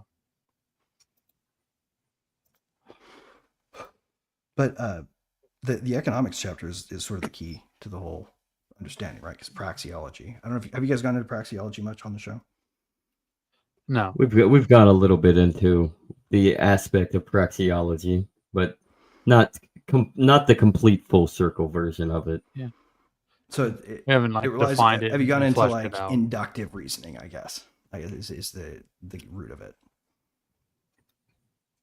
I don't think so. So we'll go over it. We should go over it. So inductive reasoning versus deductive reasoning. Can anybody throw out a plausible definition? I'm just going to let somebody else answer this. I mean, what do you guys think?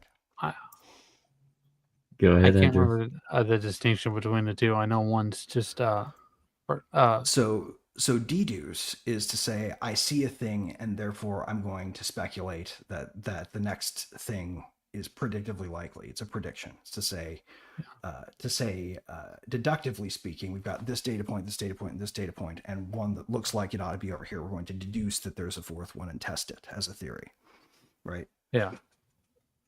It requires external exploration to satisfy your quest for truth when you're deducing. When you're inducing, you are using an axiomatic certainty to start, and then extracting consequences without having to explore the world to discover them, right? If all light bulbs require electricity, then we know that electricity for sure must exist if the lights are on, right? You can induce the fact that electricity is flowing from a thing that's glowing because electricity is flowing. Because we know the light bulbs don't turn on without electricity, right? That's sort of the operating principle. That's inductive. And to deduce that reasoning, I got a video that we should watch that I think applies it, and it's a heavy scene. I also think it kind of applies to what Atlas Shrugged was talking about. I need to finally read that book. But it also does mean that inductive worldviews are always internally consistent. Mm-hmm. And that's a big defense against basilisk vulnerability. This scene is pretty powerful, guys. Oh, cool. It's gonna work out. Listen to Dutch. Now, I don't expect you to understand this, but I have never been more proud of you than I am right now, brother. You're doing the right thing. If I don't get that boy back safe, she'll kill us all. I know, but looking at this logically, well, that boy is fine. They took him to scare us. Nobody takes a boy to harm him. He's right, John. What do you think, Arthur? The boy will be fine. But, well, of course, Marston scared rotten. We killed all those people. We stirred up all that trouble for nothing. No, not for nothing. For living. Now, we get that boy back, and we go. Trust me. Hey, Dutch, we got a problem. Not a problem. Visitors. A solution. Good day, fine people. Mr. Vanderlind, Mr. Matthews, and who are you? Rip Van Winkle. Huh. Good day, sir. Agent Milton, Pinkerton Detective Agency. Agent Ross. Ah, Mr. Morgan, nice to see you again. And to what do we owe the pleasure, Agent Moron? I don't know if you're aware, but this is a civilized land now. We didn't kill all them savages only to allow the likes of you to act like human dignity and basic decency was outmoded or not yet invented. This thing, it's done. This place ain't no such thing as civilized. It's man, so in love with greed, he has forgotten himself and found only appetites. And as a consequence, that lets you take what you please, kill whom you please, and hang the rest of us? Who made you the messiah to these lost souls you've led so horribly astray? I'm nothing but a seeker, Mr. Milton. You ain't much of anything more than a killer, Mr. Vanderlind. But I came to make a deal. It's time. You come with me, and I give the rest of you 3 days to run off, disappear, and go and live like human beings someplace else. You came for me? Risk life and limb in this den of lowlifes and murderers so that they might live and love? Ain't that fine? I don't want to kill all these folk, Dutch. Just you. In that case, it'd be my honor to join you. Excuse me, friends. I have an appointment to keep with... I think your new friend should leave now, Dutch. You're making a big mistake. All of you. Yeah, dreadful. We have got something to live and die for. How awful for us. Mr. Milton, stop following us. We'll be gone soon. I'm afraid I can't. And when I return, I'll be with 50 men. All of you will die. Run away from this place, you fools! Run! Come on. Get your damn hands off of me, boy. What now? We get out of here. And quick. Anyhow. Mm-hmm. Exactly. Neither side of that was creating anything better, really. No. But one side that was behaving according to an ethic we could admire. And the other was Right. too. And the other was too. Right? Depending on how you frame that story. Right? There was no right answer there. There was goodness in the people that he was attacking as well as evil. And he was pursuing it because the law said, and they were living for something different. Although I haven't played the game, so I don't know exactly what the context was, but I would guess that the thing that was worth killing and dying for to them was worth more than something petty. Yeah. The greed spiel suggests that what this guy was after was ideals, though those are their own double-edged swords, aren't they? They are. To be fair, I haven't played the video game either, so.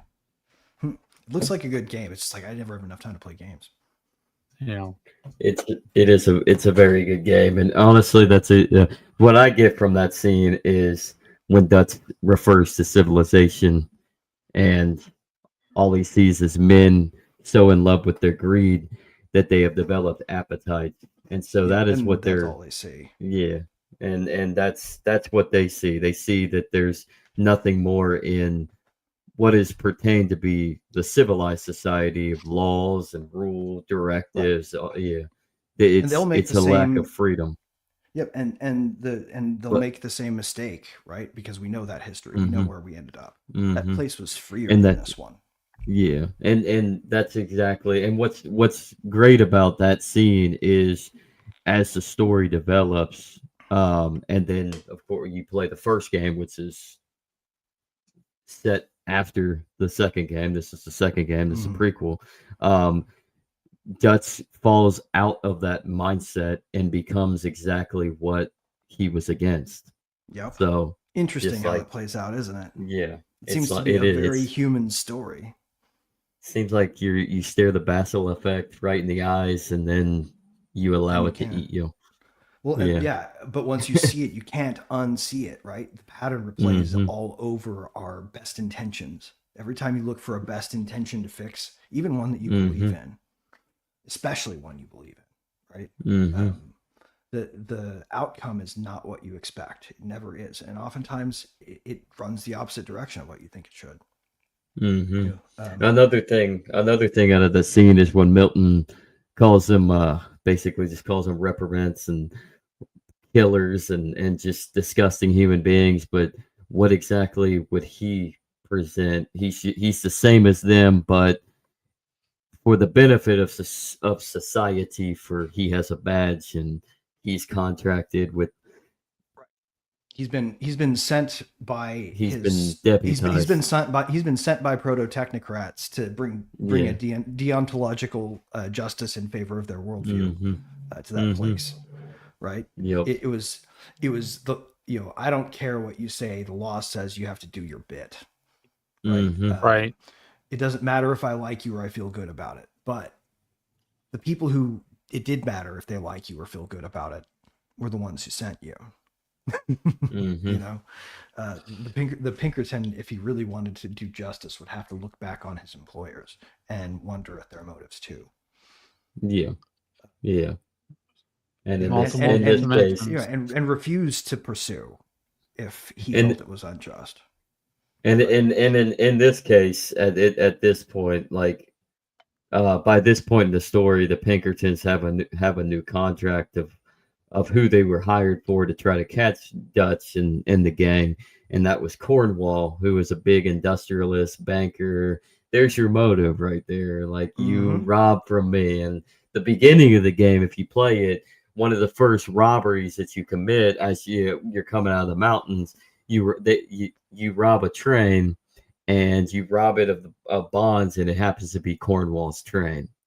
Ah, And Yeah. then there you go. so So we've discovered the true motive you being a subjective yes, revenge. yes. So, and that's Or, what it seems like. or And possibly the guise of subjective revenge that justice calls uh, uh, what's the word for preventing it by example that I can't think of right now. It's demonstratively performative justice. It's a way to send a signal to everybody. It's general deterrence, I think, is the principle.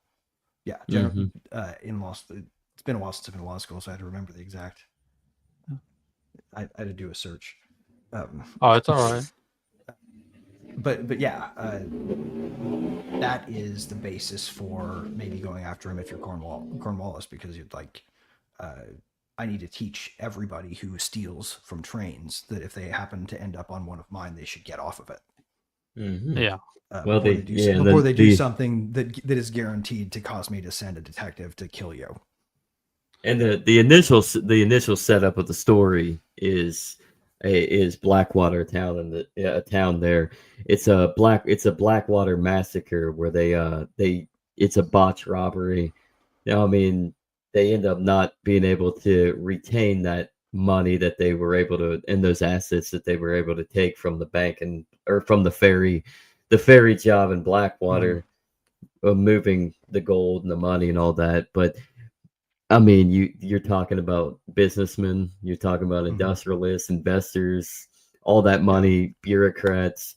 I mean, well, then there's also bankers. the question So of like Pinkerton security being hireable by just the government, or by just yes, like yes. if you wanted to have a true private security system, then really those people should be able to go out and hire an army to defend against the 50 if they want to, and it shouldn't be illegal. Mm-hmm.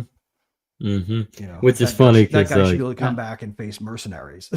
yeah, And which is that's what we funny call that you say comparative that because advantage, ladies and gentlemen. yeah, which is funny you say that because the Pinkertons were founded in 1860, right around the time of the Civil War there, and they were initially the original. They were hired by the government to be Lincoln's bodyguards. They were hired to be spies into the South. So, and you had other means as well, but like private sector spies that were hired to be mob control for the labor and even draft riots like that occurred all over the North. So, I mean, all their contracts have always been the government essentially. Right. Well, I mean, and the one of the blowbacks of that kind of policy ultimately was sort of the brutality of law enforcement that had to be dialed back after Prohibition. Mm-hmm. Right. We created a mindset of men with guns could solve any problem we decided to point them at, as opposed to men with guns can solve order problems. But what happens when you have that mentality and then you place those controls to stop people that have the guns or the means to defend themselves? You're the only one with the guns. It's gonna retroactively. That's how you end up. That's how you end up being Australia during COVID, right? Like, those poor bastards were being told how much alcohol they could have in any grocery order by their government. If you tried to do that here, then you'd have been like, you can fucking tell me who can come on my property and bring me something, and what they can bring me the day I fucking die. Come and have it if you want it, right? Because and that threat from the populace is valid when you have a society that can own guns. Like, yeah, of course you could tear up all of your power to enforce this law, but is it worth it to you, government? Because you're going to have to exercise physical force against people who are going to defend themselves if you take it too far. And yeah, you're going to win, but you don't win if you rule over an ash pile. It's like an economics bracket creep, right? It's very slow, very meticulous. People don't notice. The problem is that economies can't live in the toilet of that kind of world, but governments can, right? Yeah. You can't have commerce in a world that is unfree, but you can have a totalitarian government. It'll last as long as there are resources to extract. That's what governments do. They work in color all the time. Color, wrestling term for blood. Mm.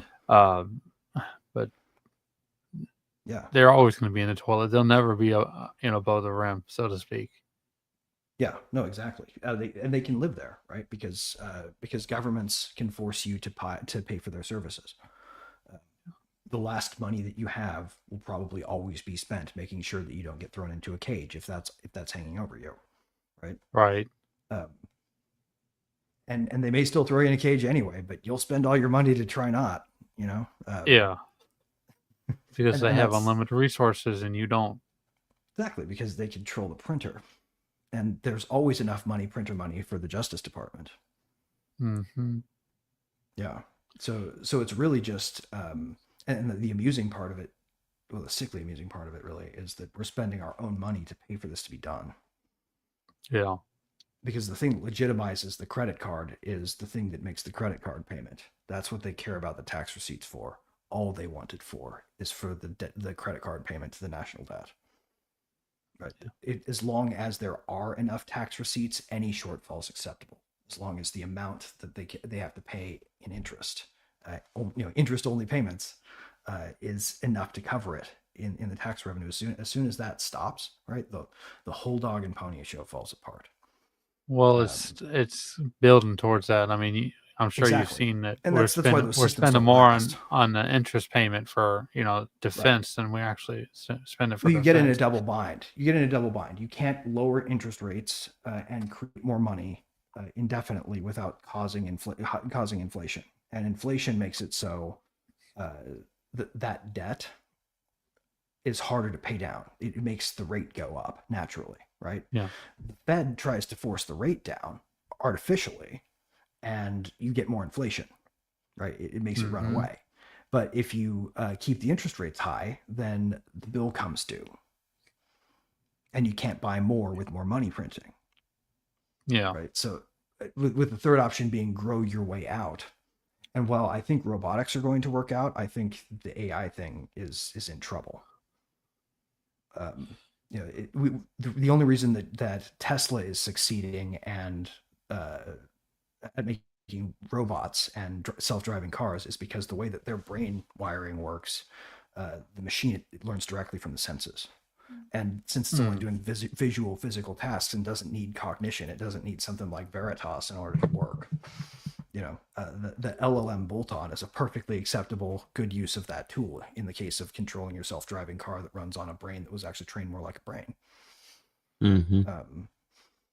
That's why those things work, and also why Tesla's got to figure out the way to make the communicator of the robot work better if it wants to have the robot capable of doing higher order tasks. Right? You're never gonna ask your robot to sit down and write you an essay, because it's just not going to do that as well as you can with the help of an LLM. But you're definitely going to be able to send your robot out to mow the lawn, which is pretty cool, right? Like that's a neat thing. That's going to create a lot of productivity that may in fact outgrow the whole double bind. Now, if they don't shut the credit card down, what that means is we're still in the bind later when we run our debt back up. But it does give us an opportunity to get out of it. And here's the argument for just a little more excessive spending right now that's driving the whole Trump doubling down on spending as opposed to cutting it thing. If you can buy your way into a faster takeoff of this growth phenomenon, or if not trying to causes it to slow down, potentially kicking it into the 2030s when it happens after your term, right? Then right now you have a moral obligation to try to get us out of the bind by spurring growth. And so we're going to spend this money and we're going to try to kickstart this thing right before the edge. And we're going to do it by investing in robotics and ... AI. Fuck, right? We're doing the LLMs thinking they're AI as our last ditch save us project. And we know it levels off as you spend more. Mm. Right. The AI project right now is doomed, and it's because the person primarily responsible for that is from the PayPal mafia. Hmm. You know, he came up Hmm. inside all of the mischaracterizations and fallacies that lead you to build tools thinking they're partners. To build David Sachs? yeah, David Sachs. Yeah. He's about the Kool-Aid drunkest person for scale LLMs to get to general intelligence. Yeah. And he's the one primarily advising. Hmm. I mean, it's a no, and we know that he believes it, and his heart of heart is pure on it. He's just wrong, right? Like, and it's going to lead us down a path where we spend the last of our money on a thing that could save us if we spend it on the right version of it, but we're instead mistaking a mirror for a mind. Well, isn't David Sachs also the crypto czar or whatever you call it? He is. As well. Which Yeah, is tragic because crypto leads to a lot of the insights necessary to realize this approach to AI ain't gonna work, you know? Mm-hmm. Yeah. That's part of the reason I was able to put my Yeah. finger on it by circling it for long enough.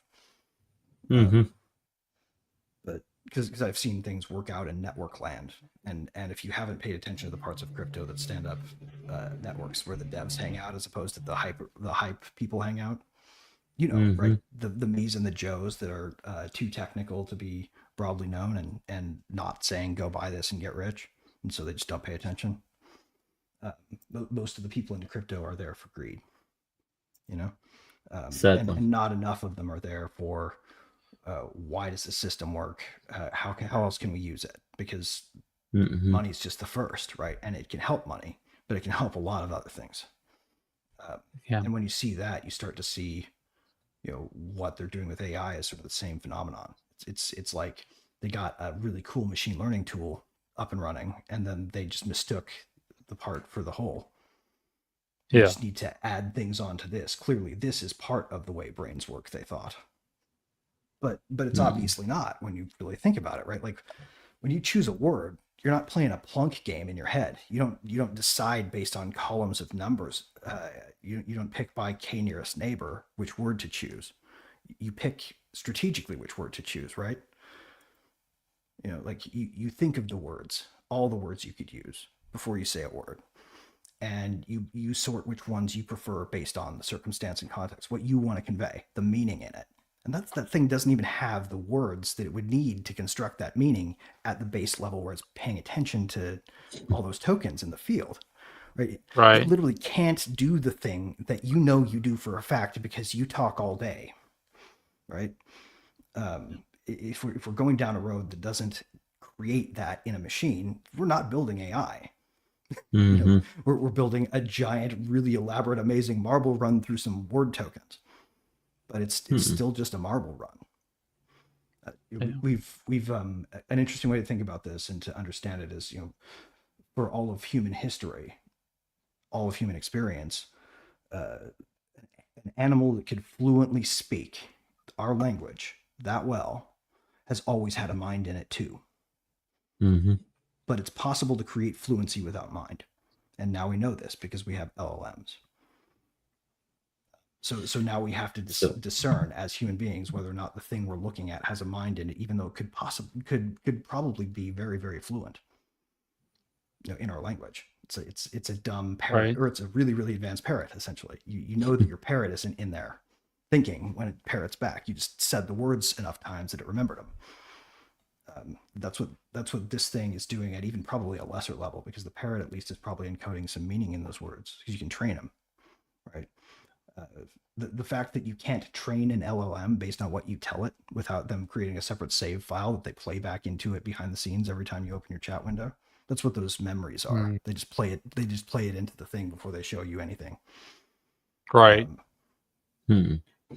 So with that, I guess the question is how do we use this for the betterment of society? But you'll tune in next week, everybody. Yep.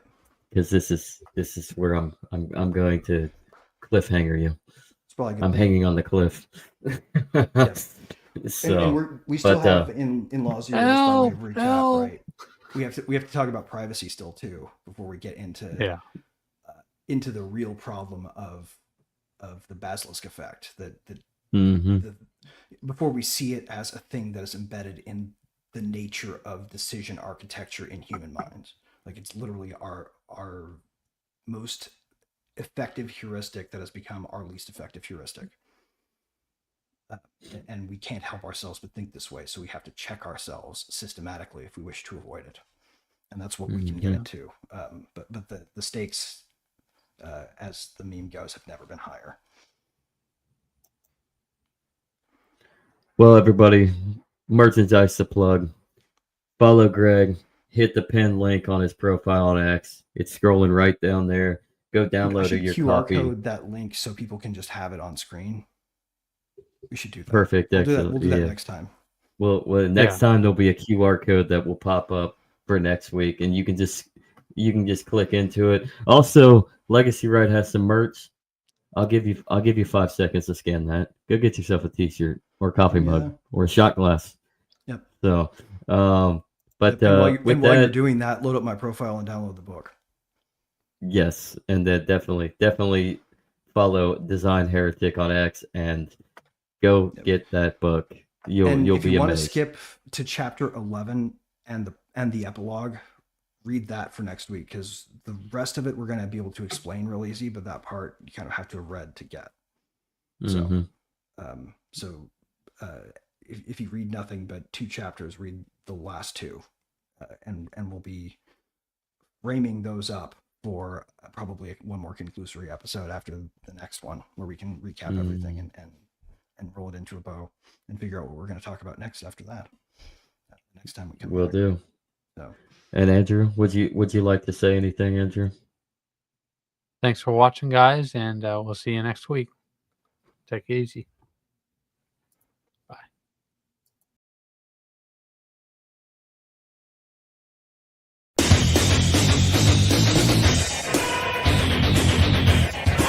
Good evening, ladies and gentlemen. I'm Den.social. I'd like to welcome you to WCW Nitro.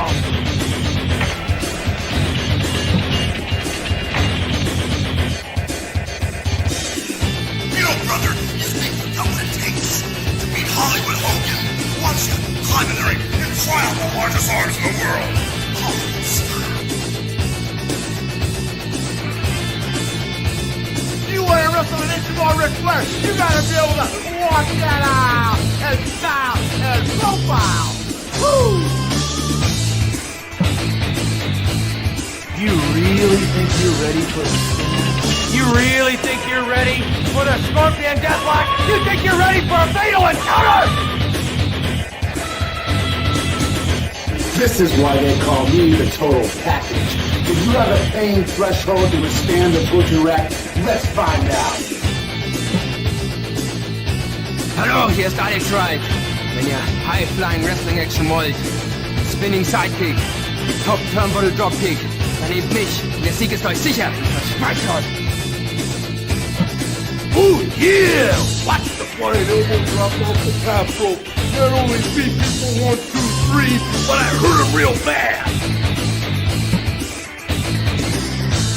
It only takes one of 1,000 holds. You think you're man enough for the challenge? You better be ready to wrestle, because you know, when you get in the ring with Eddie Guerrero, it's going to be high-flying and exciting.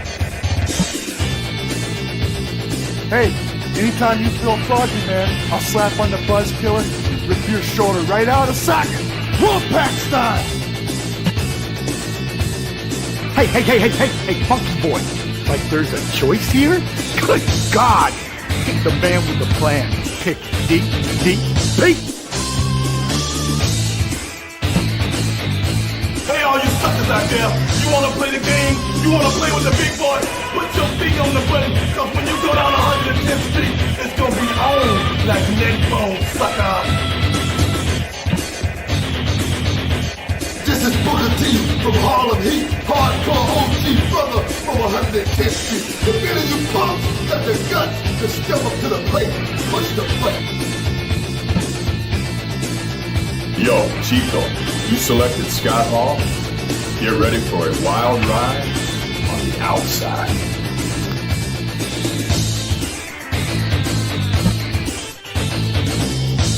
Hey there! How'd you like to get power pop? Come on. Take me. I'm begging you, take me. Please take me.